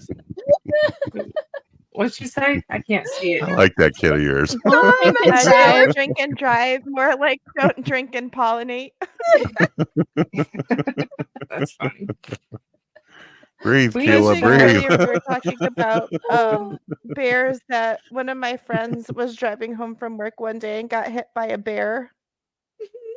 Like it ran out of the woods and hit his truck, and then he had to call the cops, and they're like, "Did you hit the bear?" He's like, "No, the bear hit me." And they took his car, like they actually had to take his car in for analysis, and they're like, "No, the bear hit him." I tell you, I will then say they were you like, kind of a "Well, freak. yeah." And I was just gonna say, I'm sorry, Indigo. I thought you were done talking. I'm sorry. I was reading Carrie Ann was saying that birds in Canada get drunk on sumac berries and then fly into things. No drinking and flying, birds. Come on, really? Yeah, now that I think about it, like I think the animals get drunk on fermented flowers too, or is it just berries and fruit? Aww, That's a big no-no, Michelle. Never feed the bears. Yeah, don't feed the bears. They'll climb your house. I want to say everybody that has not been to our channel before, this is not our normal programming. This is not the normal programming by no means, but what's normal? We don't use that word in mental health. This is what we call a blowing off steam. The mental health that we needed tonight, at this moment. The laughter, man. Yeah, we needed for this. Real. Like today was so hard for Dawn, me because I've only been up for 2 days and nights and worked too much. And with being sick, dude, Keilah. you were just insane, Keilah. Yeah. Oh, thank you, Eric. I never say. I always forget that. Actually, no. I can't do all-nighters anymore after I did 5 in college. Oh, now I can't. Now I can't do even 1. But the first one was Keilah, intentional. I think I should give you the crown of chaotic one. Y'all want to talk about? You're talking about the bear running into the person's truck. I'll tell you about a very. In Virginia, kind of a weird, unhinged. Yeah, this is a freak accident that happened with a friend of mine with a deer. But fair warning, it's a little gory. But so we live right. The park I live by. We've got the link. Sorry, I know. Sorry. No, I posted the link for her twice. I was gonna say, the park I live by is a wildlife reserve. So there's all kinds of deer and everything out there. Well, a friend of ours, it happened on Christmas Eve, which just so that made it even more ironic. There was 3 cars driving in a row, and the car in front, he was in the middle. The car in front of him hit the deer, the head of the deer came into his car. the antler went down into his arm, and he was a bodybuilder. Ow! So it went down into that muscle, and then the rest of the deer went over and took out the deer behind them. I get it. I've got it. I got it, John. We were kind of joking about their kids were little at the time, but now the kids are grown. But we were talking about when their kids grew up and had kids, they could say, Grandma and Grandpa got run over by a reindeer on Christmas Eve. Even they were laughing about it. This happened on Christmas Eve. But it wasn't funny. It had to hurt, but it is funny. It did. But he's like, he was a joker, and he still. I mean, he still is. But I'm saying, I remember him even. We saw him afterwards, and he was still saying, "Oh, this hurts," but it's so funny. Shelby. But it hurts. Shelby has got a real true story about that too. Look, well, she's not joking about the birds. She's scared of them. She got left out. I mean, her older sister that's like older than her. She got Alfred. She got Alfred. And the birds were all over her. Yes, and now she panics with birds. Oh my gosh, that's really bad. Yeah, so did the actress from that movie, by the way. They did not tell her those were going to be real birds, and now she's terrified of birds. Oh, wow. Oh, yeah. Really? Tippi Hedren is afraid of birds now because of birds? Yeah, because those were real birds in that scene. Wow. I don't know if I would. I made her watch that too. I don't know if I would get freaked out by birds, but I mean, that scene was pretty hardcore. I chased by a goose once, but it was its fault for putting its nest too close to the Walmart. I'm like, dude, this is a Walmart. What do you think was going to come out the door? Me with my groceries. Now you're going to chase me all the way to my car? Man. All the way to my car. I ran faster than I've ever ran in my entire life. Literally. I was like, oh my God, this goose. I thought it would give up halfway down the parking lot. No. I surpassed my car, and then some dude in an F-150 was like, you want to hop in? And I was like, please save me. Who have I not got him on stage? Oh, hi, Kathy. There she is. Hi, Jimena. Hey. Hi, Jimena. You're beautiful. Hi, how are you? It's nice to finally meet you. Nice to meet you too. How are you? I'm good. How are you? I'm good.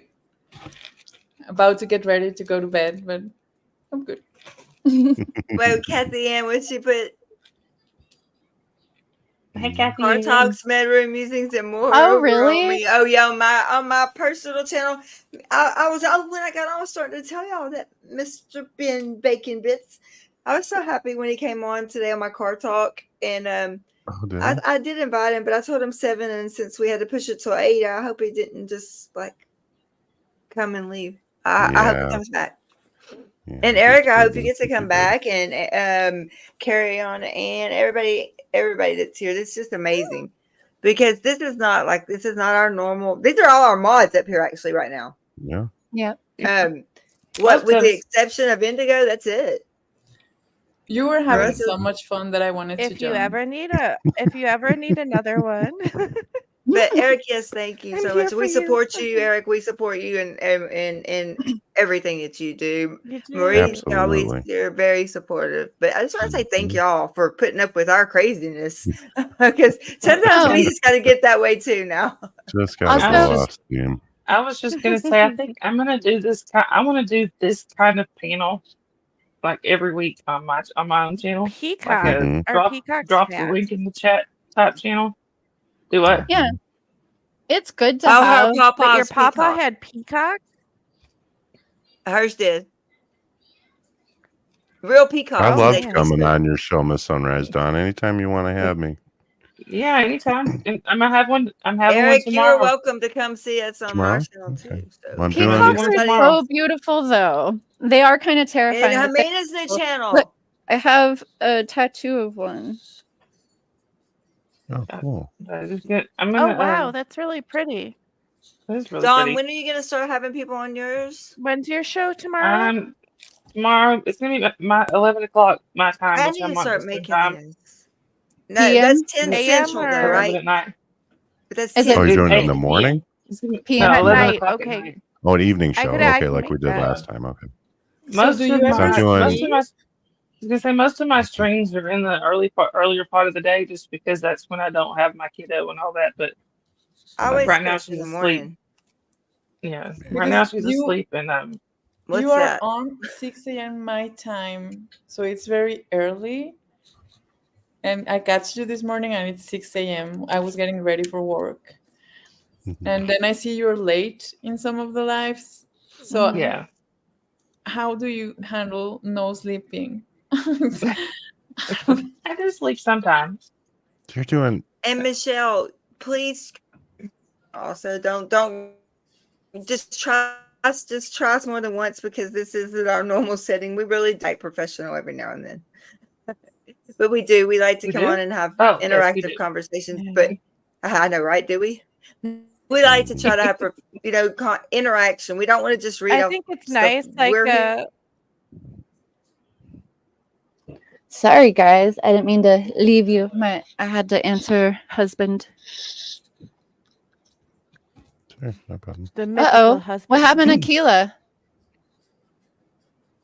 Did she freeze? I think she glitched. Oh no.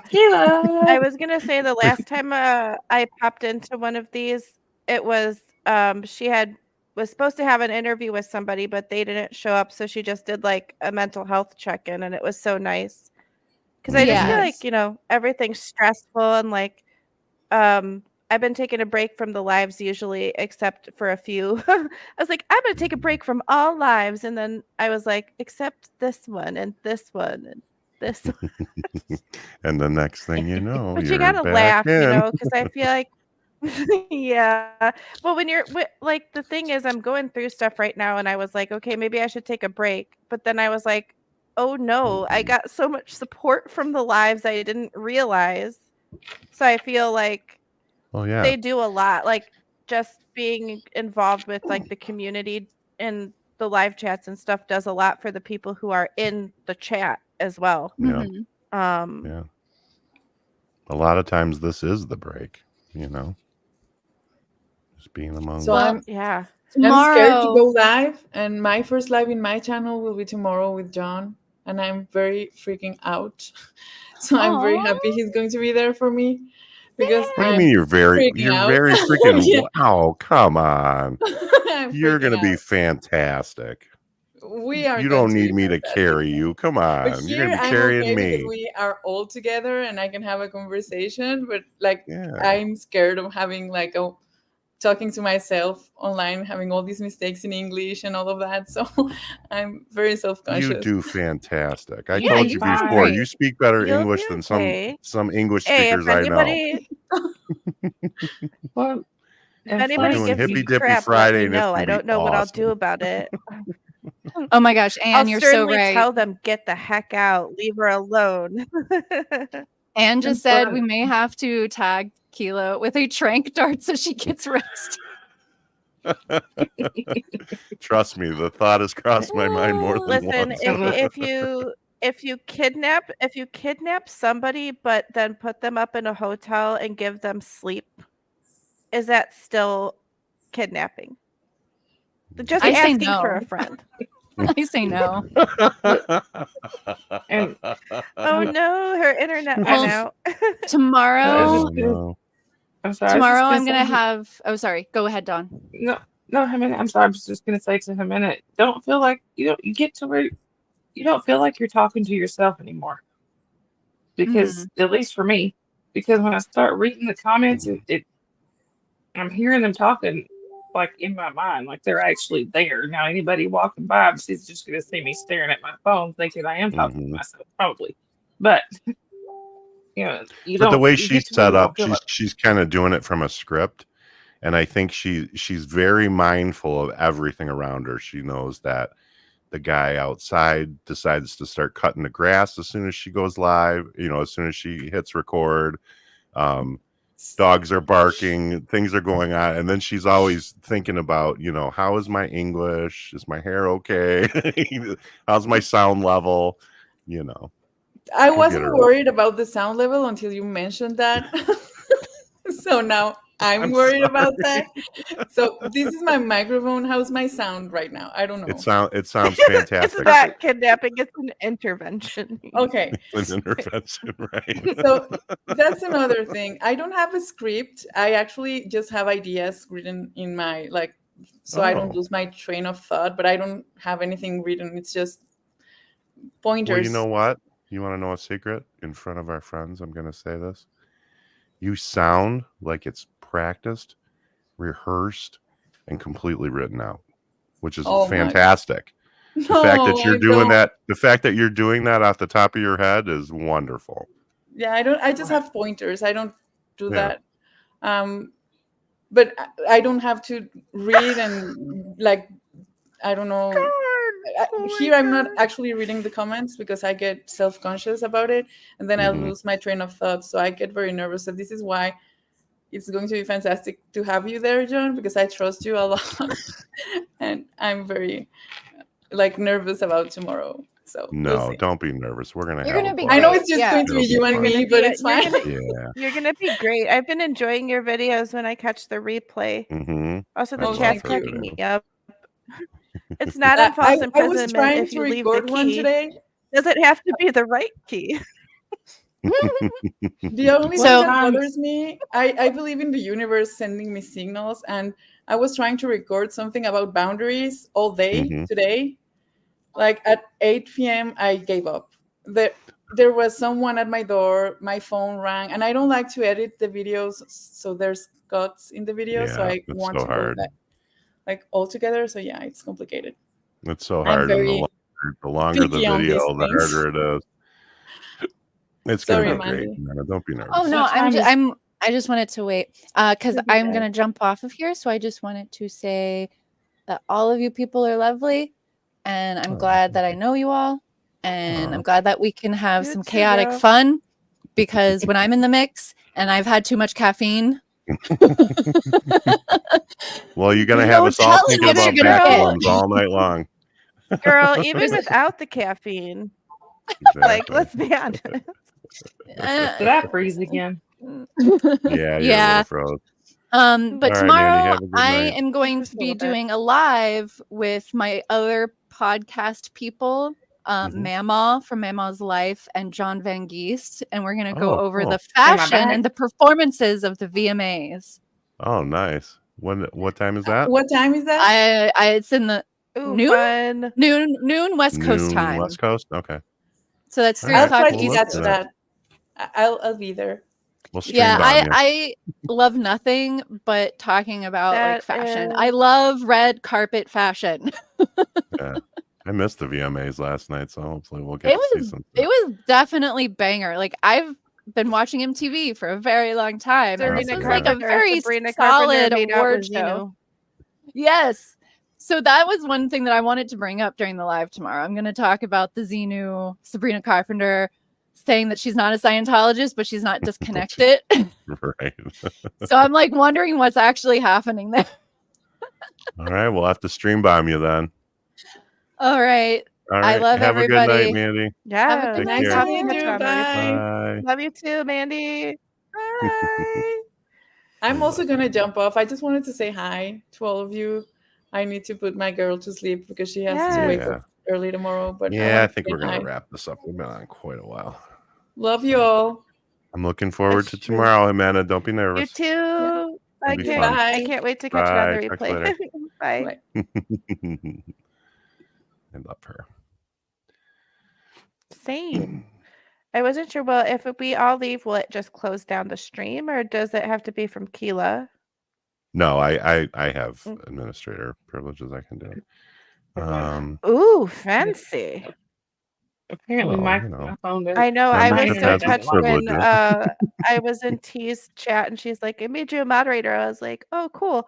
And then she's like, "I made you a top mod," and I was like, "Oh God, the responsibility." The other night when we were power. No, just kidding. Yeah, the other night when we were talking about the possibility of setting up a Cults and Crims Facebook group, and you had said something about, well, what if it's somebody who's not a mod? And I thought to myself, I was mainly going to say I would be willing to do it, but I wouldn't. I wouldn't do that to my worst enemy. That's as much as I love Reese and Tommy, the level of hate that those two get, and then the level of hate that they get together as a couple, I can't even imagine what it would be like to try to mod that group. Well, the great thing is, like, to be honest, I'd probably just do as a private group. Yeah, it would almost have to be. Absolutely. I think it would have to be, but all right, I'm so Kathy glad Ann. I noticed you guys were live because, yeah, I definitely needed to laugh. Yeah, and we've been talking about this a lot. I mean, we talk about some really, really heavy topics on this channel. And with everything that's going on in people's lives, and I mean, let's face it, all of us has something going on at one time or another. And it just seemed like it was, this last 3 weeks, 4 weeks. I mean, it just seemed like it was one thing after another. And somebody had the idea, let's just go on and have our subscribers come on and talk if they want and just laugh and, just forget about our problems for a little while.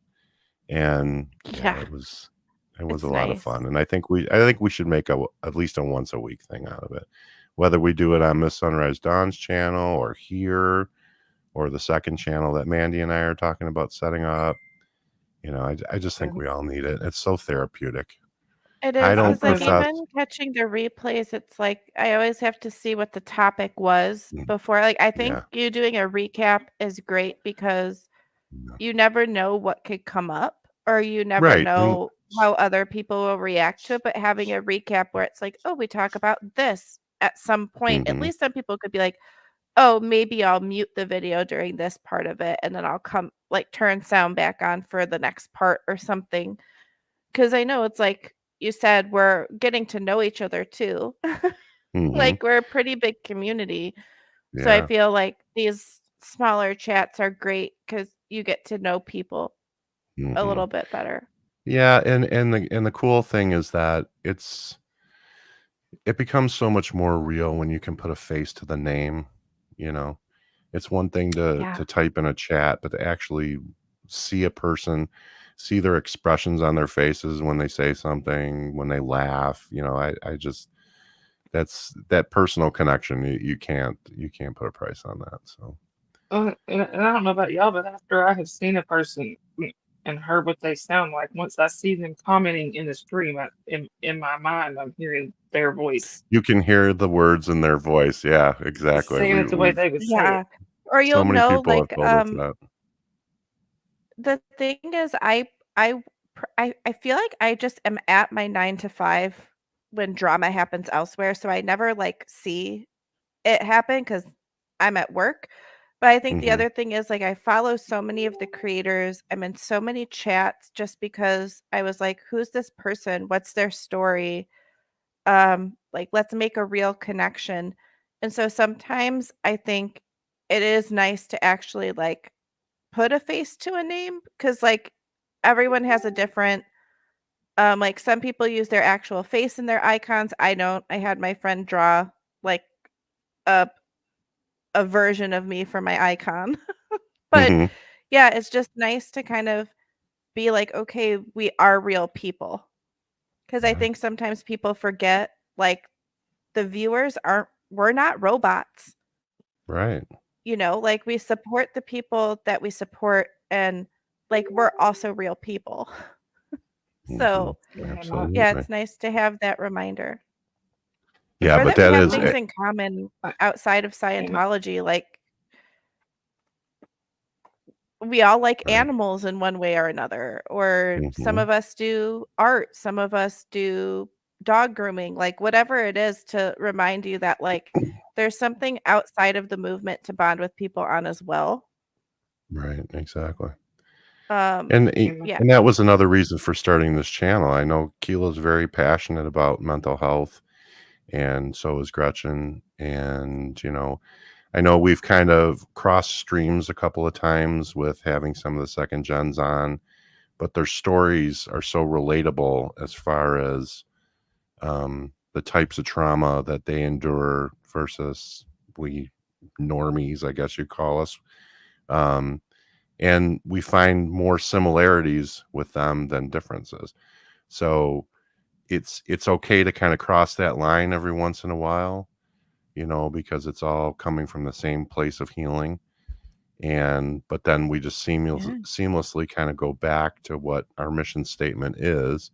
And we can have silly streams like this where we just blow off steam and laugh and forget about our problems for a while, but then we go right back to, to the heavy stuff. So, and I think reminding people to, like, all the people who have left or are leaving or trying to get people out, they're all at different parts of their own healing journeys, their own trauma processing. And so are a lot of us. Like when you first told your story, John, or like when people find a creator they trust to have that open conversation about things they've been through, it's like if we're all feeling our own journey, sometimes we can get overwhelmed because we're not realizing like we are triggered. Like in the chats, I think it's great that people remind people like you can take a break. Creators, I know it's really stressful. You could take a break. It's not good for the algorithm, but it's good for the soul. Like you can't be on this type of heavy topic 24/7. You need enrichment from other people around you, and it's great that people are willing to like do one-on-one video chats and get to know each other. I think it makes it more feel like more of a community once you start getting to know everyone. Well, not like everyone. There's over 200 people, but well, yeah, but I get what you're saying. Sorry, I mean, I'm sorry, y'all. I just was say I didn't realize how late it was. I've got to jump off here. My daughter's been asleep on the couch for a little while, so I know. I'm gonna wrap it up because no. I'm almost ready for bed too. I gotta work Bye, tomorrow. buddy. Same. All right, bye. Take care. Bye. I'll talk to you tomorrow. All right, guys. I think I'm gonna tie it up here with a little bow. I don't know when Keilah's power is gonna come back on, so I'm kind of sad that she couldn't come back. But let's do this again sometime. I'd like to make it a weekly thing, and if we can't do it on this channel, I know that Mandy and I have been talking about setting up that second channel, and she is just a riot. I love her so much. I'm so glad that I've gotten to meet her and have her in my life now. And I have to tell you, I really enjoy not only helping people through their trauma. Obviously, I'm just a guy. I'm not formally trained. I'm not, I don't have a degree in this stuff. I don't know about trauma responses and things like that. So I can't speak to terminology, but I can speak to you from a place of a person who's gone through personal trauma on so many different levels. I mean, you guys know about one, but there are so many more, and there's so many stories to tell. And I enjoy helping people. I enjoy seeing people smile, seeing people have some happiness in their lives. And I really, really, really enjoy seeing people laugh. Speaking of which, hello, Keilah. Seeing Keilah laugh today and seeing Gretchen laugh tonight warmed my heart more than you guys will know, because those two, especially Keilah, the last couple of weeks have just been absolute hell for her.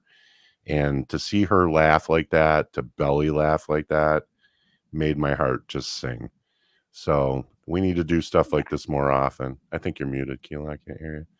But we need to do stuff like this more often. Yeah, I can hear you now. Okay. All right. I wanted to just come back here and say that I've been waiting on my internet to come back up, so I'm so glad it did. And I missed some people that I wanted to let this know too.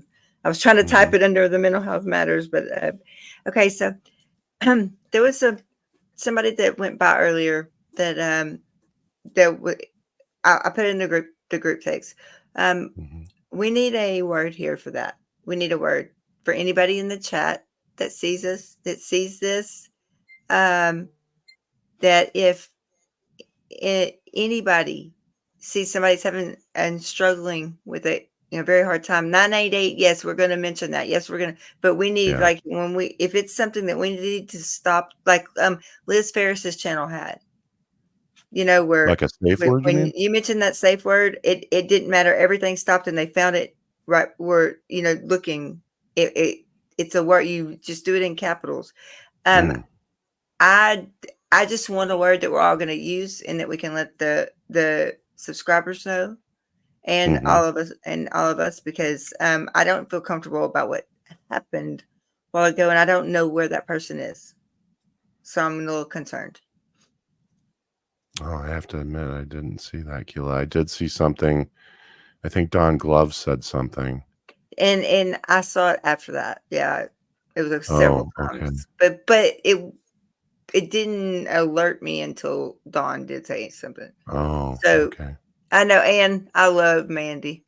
I do too. We all love Mandy. Let's see. So we're Mental Health Matters, and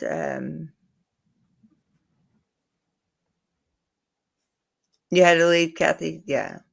Well, okay. So Kathy, would you can it's this is what's going to be so hard about it. It cannot be in. Hey, Indigo. It cannot be anything that we're going to be using on a normal basis. No, it's going to be something very unique. Well,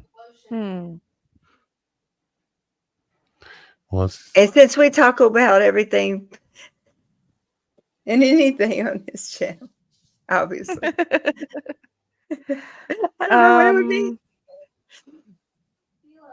I can't. I got my headphones here, baby. I'm on live. Yeah, I can't even hear you. I'm sorry, Shelby. Armadillo. That'd be like a normal word for me.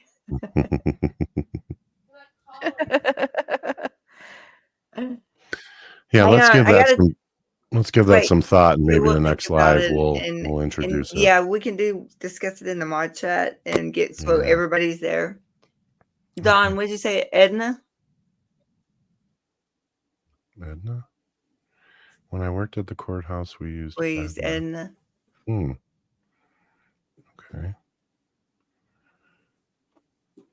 So it can just be a random nondescript word. Yes, Liz Ferris had pineapple, and like if you just if anybody in this chat were having an issue and then the mods missed it, or the mods was dealing with someone else, they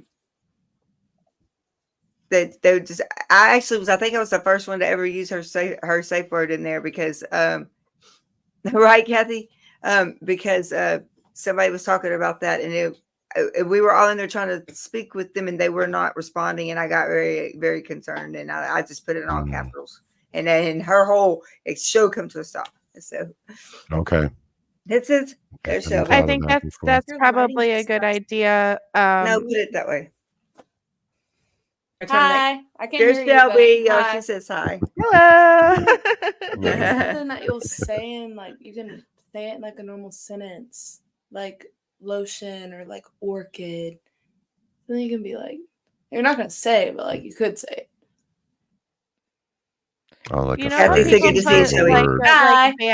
banners at the bottom of their screen when their show is going. Maybe we could put it in something like that. Whatever word you pick. And the microphone.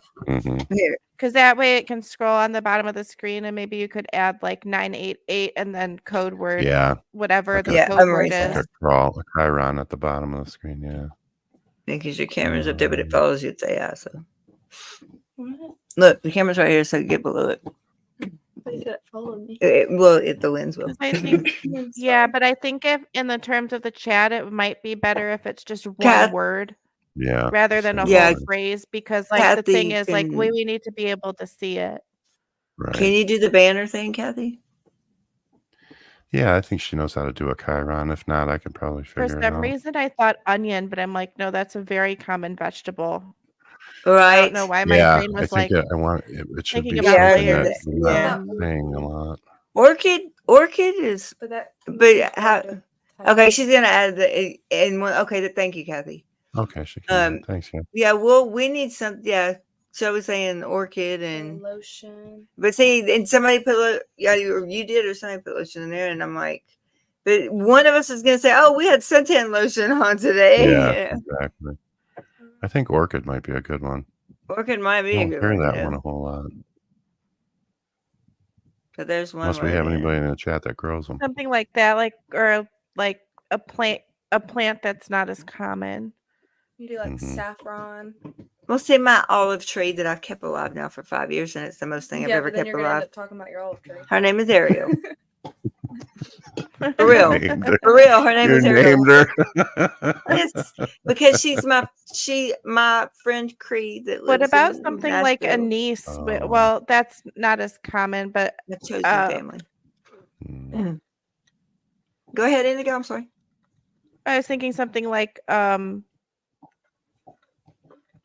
a niece is technically black licorice, but like not a lot of people know that. Just like a short word, I think like maybe the shorter we make it, the easier it is for everyone to remember. Yeah, I think it should be or like simple, is but using a safe word someone else to use not a good idea? Because I mean, I guess it depends on what you talk about in your stream, what's common or Love not. you, Dawn. But yeah. Thank you. I'll have a good night. Love you, Good night, Dawn.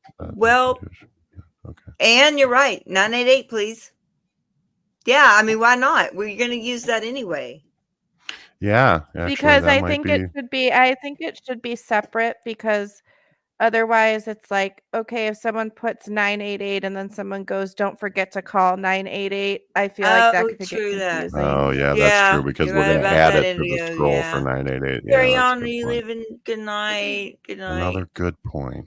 I feel like it should be a word that you could use in a sentence if you weren't comfortable with everyone just being like, just direct the eye and see the one word. You know what I mean? Yeah. Because like if you do like a plant, you can be like, oh yeah, it smells like this plant or something like that. Yeah. See, all I did was when I was in the chat and Liz's and I saw that at the time, I just put a capital pine. I mean, her safe word was pineapple. So good night, carry on. Good night, everybody that's leaving. Dawn. We're fixing to log off here. We're just having a little discussion here we like to include everybody. So, but you just typed in capital letters, just pineapple and red light. There you go, Kathy Ann, right there. That would be perfect. Yeah, exactly. I mean, it's simple as that. You just type it all simple. caps and you just keep typing it until a mod catches it.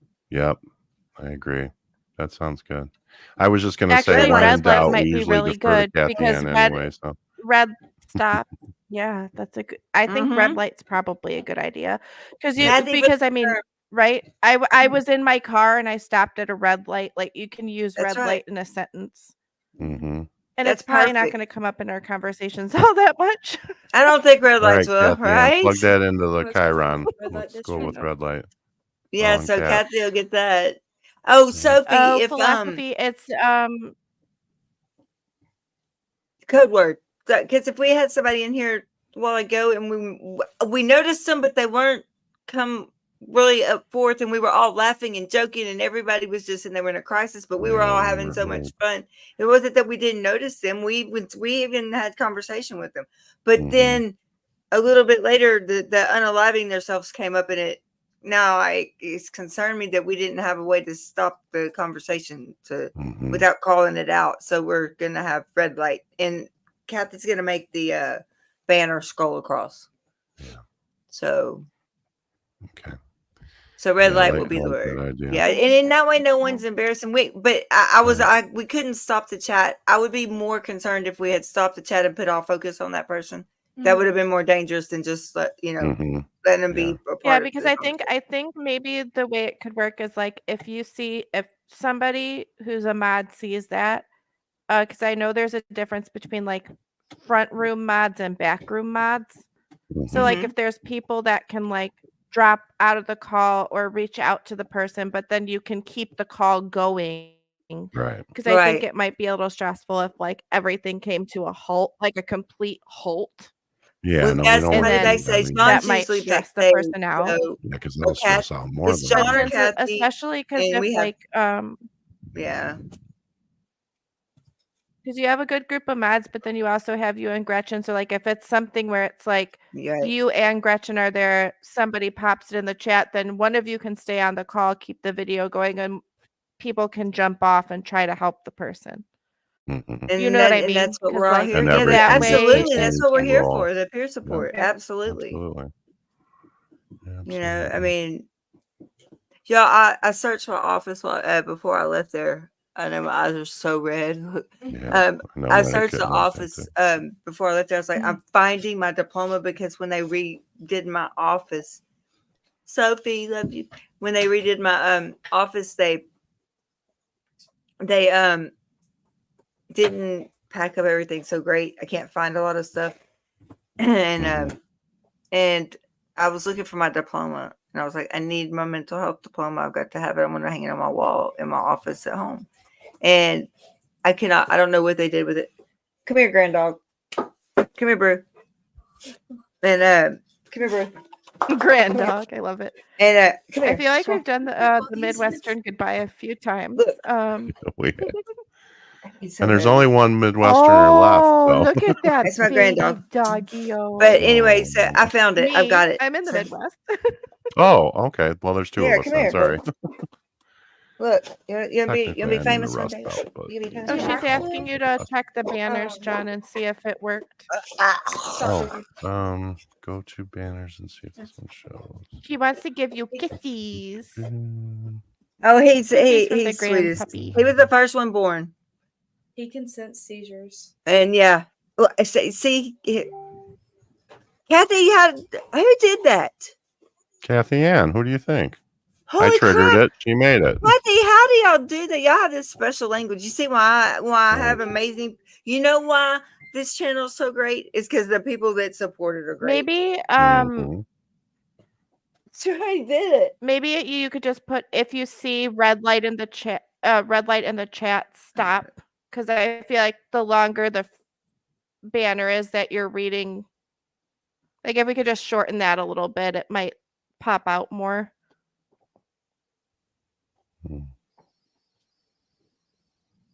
Or speed it up, maybe. Make it a little faster. But yeah, that's great.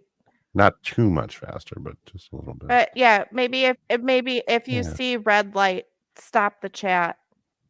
Or stop or pause the call or something. Yeah. But yeah, this is great. We'll tweak it. I We'll love tweak that it, there's but so that's a many really good people idea. in the community like passionate about mental health, because I think that was a piece that was missing. Yeah, I can't.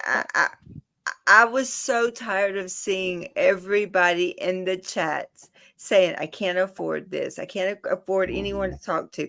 No, that's not true. We're all peer support. We're all here. And then just because Gretchen and I happen to work in that field doesn't mean, but I'm glad that we had this opportunity to do this. This is something that's just amazing. Absolutely. Yep. Yeah. And the more I'm learning about different states are different. But there are resources out there that are meant for people on a lower income or people who are struggling. And I just think that it's not in the public consciousness to talk about it. Yeah. So I think that's another thing I'm passionate about, is like I'm digging into Illinois right now, actually, to see what options people would have. Because it's out there, but yeah. Yeah, I'm lucky enough, like the school I go to, you can do it. Oh.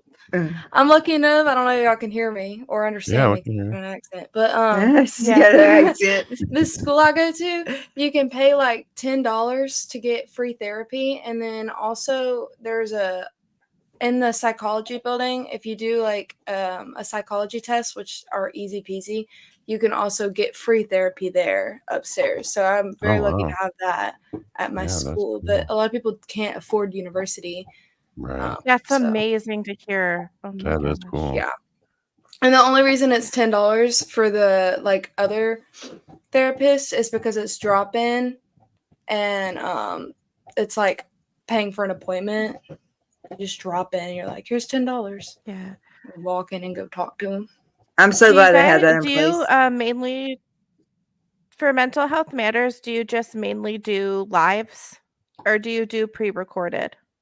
No, I was almost thinking it might be good to have okay, well, I was just thinking it might be good to spotlight a short pre-recorded video, probably like 2 minutes, that just says, hi, this is Mental Health Matters. If you need help, use red light in our chat, and somebody will be John available. And Kathy Ann. This and is the then shorter like scroll, you could, Indigo. yeah, because then you I like that. perfect. Yeah. See, John and That's what Kathy I Ann. I mean, but if you make us, if you say one thing and they've got it.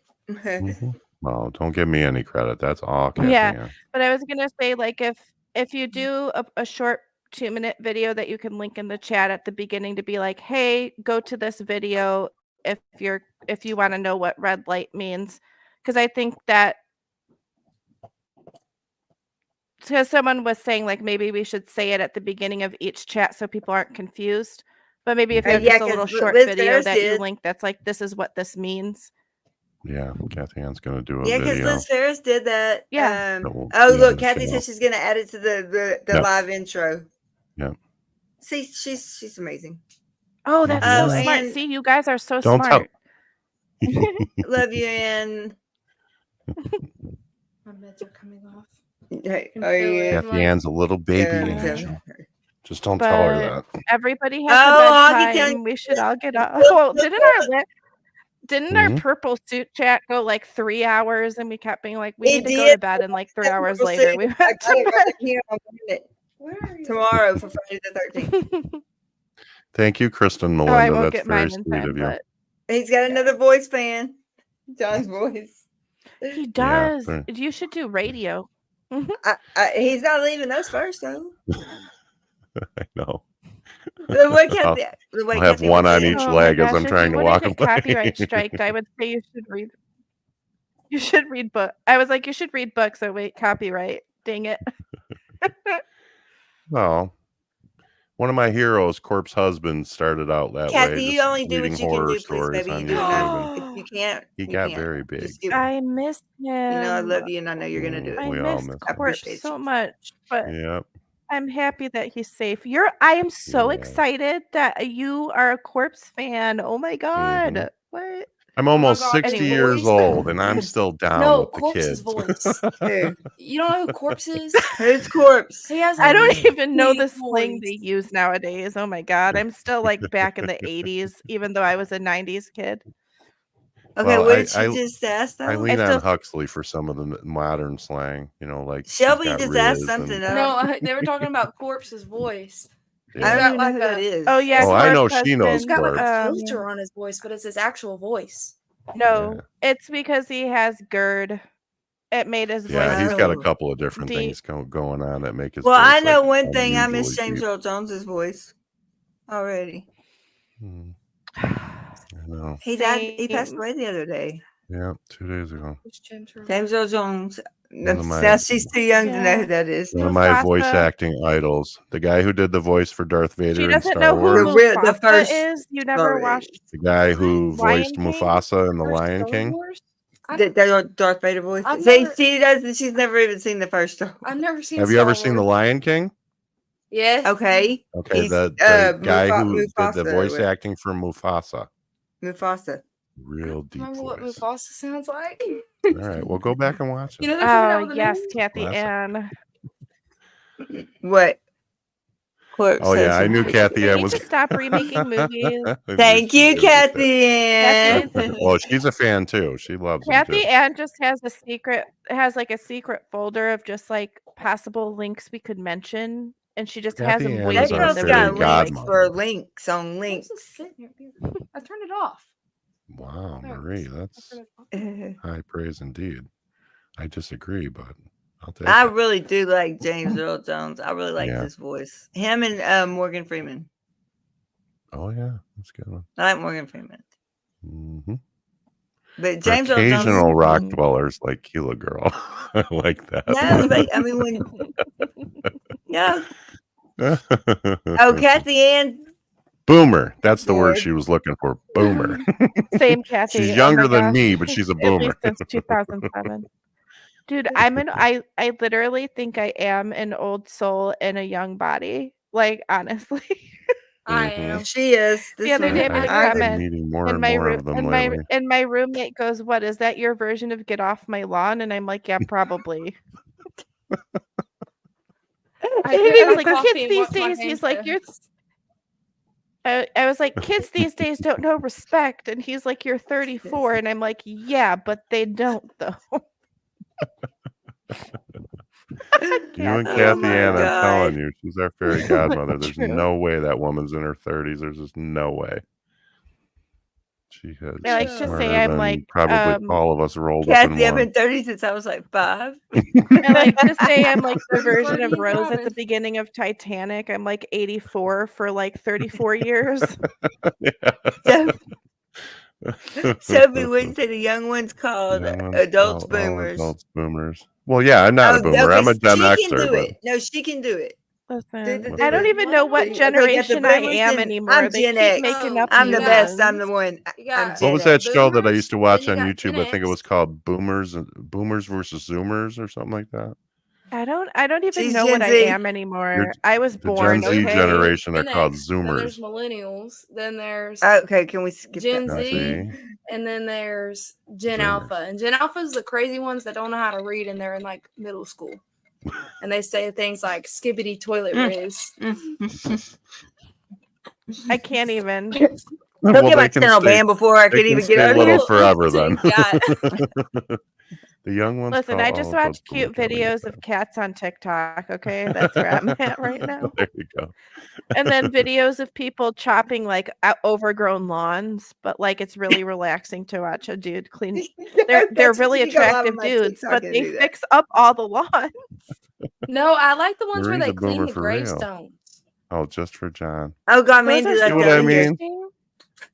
Like they have you like seen that girl on TikTok who does it, and she finds out, she like reads them and then does research, and she like finds out who they were. What I'm talking about. Oh my gosh, it's so cool. Like they'll tell the whole story about like their life and stuff, and then like they. Look, Kristen just said something that my friend would Sophie say. One thing that annoys me is how I can't read it. I'm so far away. Yeah, but even if they were in elementary school during the lockdowns. We're talking about in the cult. Yeah, the way they like, you know, being like your therapy. I was gonna say audited your therapy. Marie. I knew how to read before I was going into pre-K. Yeah, no. At least I knew how to read my yes, I watch that one guy who does the crazy dirty carpets that wig me out, but then they're pretty underneath. I've watched that. I've watched that. That's like ASMR to me. I love that show. Wait, I don't even know what generation I am because I thought I was a millennial, but then I heard someone say no, people born between like 90 and 97 have a different generation. I'm like, can I just be a being? Can I just be an alien that you don't know what I am? Like my preferred generation, me. Because I'm pretty sure Gen Z starts in 99. I'm Gen X. I'm the real Gen, the one we drank out of water hoses and we didn't die. I drank out of water hoses, honey. I ate things I shouldn't have ate and lived.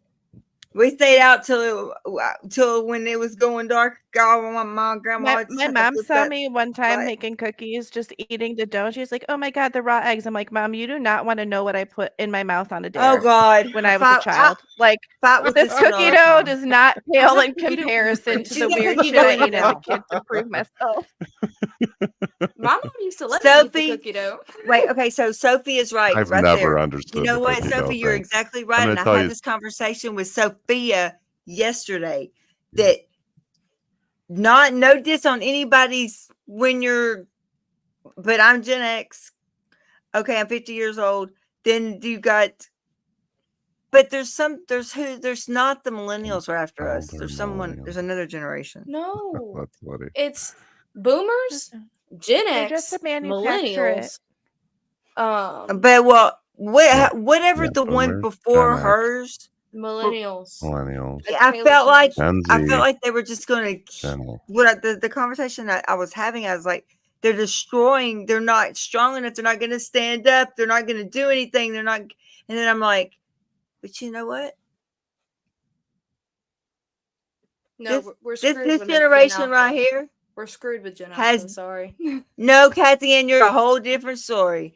And anybody else, I'm just saying, the ones I'm talking about. Okay, just saying, this one right here, I've seen her. I've seen what good she can do in this world and what she can stand up for, and not just lay down to anybody telling her what to do. This community is great that there's so many people. Like we're so many different generations, and we're like, I think it's society is manufacturing these false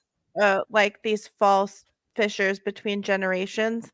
Because most of the time when I meet people organically, like we don't have a problem with each other. Like it's all manufactured to keep everyone divided. Absolutely. That's what's known as ginger sass right there. Oh my gosh. Because of the like technological advances. Like my generation was supposed to be the technology generation, and we were supposed to make so many advances. But I mean, there's been a lot of setbacks throughout that because of historical events. But yeah, I'm tired of being part of historical events. Same. I feel like my generation's trauma is that we were like, oh, okay, well, I guess we're just gonna have the Iraq War and a bunch of school shootings, and also like Hurricane Katrina, but also 9/11, but also, and at this point, I'm like, can I just have like can I just have 1 year in my life that's not like a world trauma? Please, like just one. That's been happening for a really long time. That's what I said. I've told them a million times. I told Shelby, I was like, can we just go through one thing without it being an historical event? Yeah. No, because history happens every day, all the time. What I just said was history. That's true. Maybe YouTube will somehow survive and like archaeology. This is okay. Not to keep you all up at night, especially Keilah, because she really needs to sleep. But this question keeps me up at night. What will archaeologists discover about me when I'm dead? You know, is it going to be my YouTube channel? Is it going to be like, because the first thing to go usually is technology doesn't last hundreds of years. So I don't know. I've been thinking a million trillion years, when there's people digging up like the ground, they find a book of Harry Potter, and they're like, Sophie, this is my stepdaughter, Shelby. Have powers. She's 19. She's in college. Right? School. Oh my Shelby, gosh. if you don't mind me asking, what are you majoring in? I'm majoring in nursing.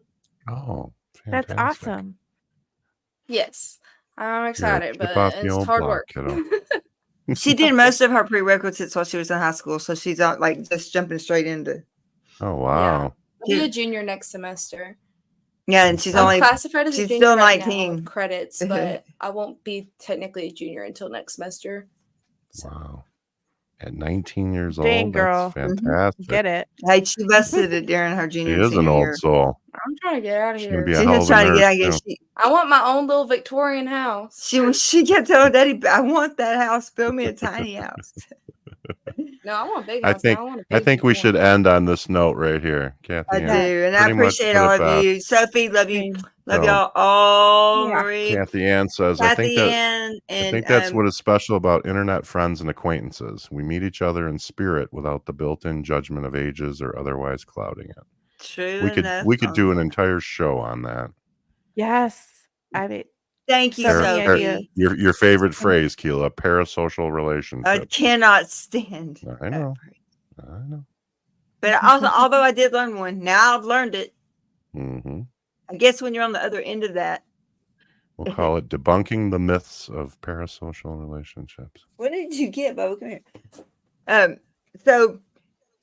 Oh, it's nice to see you. Oh, Kristen. Thanks, Kristen. Please come hang out. Look, we usually do have content. We usually do have a structure here, and we're very interactive. But we just really needed this tonight for our own mental health. Can you give your dog a kiss for me? If I remember, Kristen Melinda is in the profession too, is she not? Is she not in the mental health profession? Oh yes, Kathy, I'm going to sleep. Is she might be a great one to have on. I know that John Gloves is a nurse. Huh? Say that again. I'm sorry. I'm not sure about Kristen. I was saying I think John Gloves is a nurse, but I wasn't sure. She is. She is, and I'm a paramedic in mental health, and she's. You know that before. Oh, and in Texas, we're at Kristen. Do you mind? I mean, wow. What section? I'm not trying to dox you or anything like that. What else? Yeah. What's LPC? Well, it's LV Licensed Practitioner Certificate. Professional Counselor. Oh, professional counselor. Oh, cool. Yeah, she'd be great. I'm gonna go now. Okay. But it was lovely. You're usually the last one standing, so I know it's time to go. Me? Oh yeah. So, yeah. So this one before she graduated high school was. Don't brag. Before she graduated high school, She was already a certified nursing assistant. She was already a certified phlebotomist and a certified what is it, EKG technician. That's just because people told me I couldn't do it, so I did it anyways. Girl, that's what I should have been a lawyer. She gets her spunk from her mama too. She should have been she should have been a lawyer. Gets her spunk from her mama. No, because then I'd have to argue for bad people. Yeah. She will not. I'd have a hard time advocating for guilty people too. Yeah, I thought about it. Prosecution. I feel sorry for anybody. I'll be the judge. Let me be the judge. And just so you know, mama brags so you don't have to. See, I do brag. You don't look conceited that way when your mama brags on you. I do brag a lot, even when you're not in here. Well, so now it is your accomplishment. So now all the cute guys out there know that you're like top tier. You know what I mean? Oh no, they're scared to death of her. But you also should know out there, fellas, that you should also know out there, fellas, that mama packs. So this one right here, they better stay away from her. She's better than I am. Oh, okay. And I don't miss. So that's because and Kathy Ann's Annie Oakley over there, so she'll help out too if she's needed. I had to take archery lessons in Girl Scouts, so I got good precision. Yeah. All right, we need to wait. There was archery in Girl Scouts. Yeah, I didn't get far enough. Dang. Be a nurse. Look, Sophie said, "Be a nurse, then a lawyer, then you can fight against medical malpractice." Hell, yes. Well, I'll be making more than a freaking anesthesiologist up in there. Yeah, she's actually going to be a nurse practitioner. Yeah. Anyways, I'm gonna go to where's my other study for my nursing exam. I need my other priorities, kiddo. I don't care. Well, it was nice meeting you. Yeah. Hope we see you again. You can't hear anymore. I got it. Nice meeting you. Send me yours back. She's amazing. All right, let's put the brakes on this now, shall we? Okay, I'm gonna go night night. I'm gonna go barely take off these scrubs, and I'm gonna go try to I don't use that word. Why am I continuing to use that word? Somebody please make me stop doing that. What word? I don't like the word try, but I have found myself lately using it more and more, and I don't like it. Good night, Kathy. I love you. Good night, Kathy Ann. I love you. Yeah, but anyway, Good we're night, gonna tomorrow night, Friday night, we can either do a mod Zoom call or we can get on here and have a fun game night or whatever you want to do. I say we get on here and have a fun night. Okay. I love this. Tomorrow night, Friday 13th, will definitely be a blast on here. Yeah. So Sophie, don't make plans. All right, guys. Thanks to be here. Kristen, thanks for sticking around with us all this time. Yeah, love you, Sophie. Yes, all of us old people have to go to bed now. Indigo, you gonna come? You gonna be here tomorrow night? Yeah, after therapy, I'll hop in around. Great. Yep, we'll have a good Friday the 13th. Yes, Kathy, it is Friday the 13th tomorrow. hug all the black cats you can find because they're not unlucky. No, I miss my black cat. They're just babies. All right. All right. Well, I love y'all and thank you. And I'm jumping straight out. I'm not even gonna stay back. Oh yeah, Sophie's in the future. She's in Australia. So yep, that's right. Yeah. Okay. Right, so guys. I'm going to oh, and you're going to get your eyes checked for glasses, Kathy? Yeah. Hey, the 13 is my lucky number. I love the number 13. So excellent. All right. Love y'all, John. I'm gonna even leave studio before when you do the I'll play the outro. I'm just saying thank you. I love you, and I will talk to you in the morning. All right. Love you too, babe. Bye, y'all. Thank you for coming. Appreciate it. Love all of you. Bye-bye.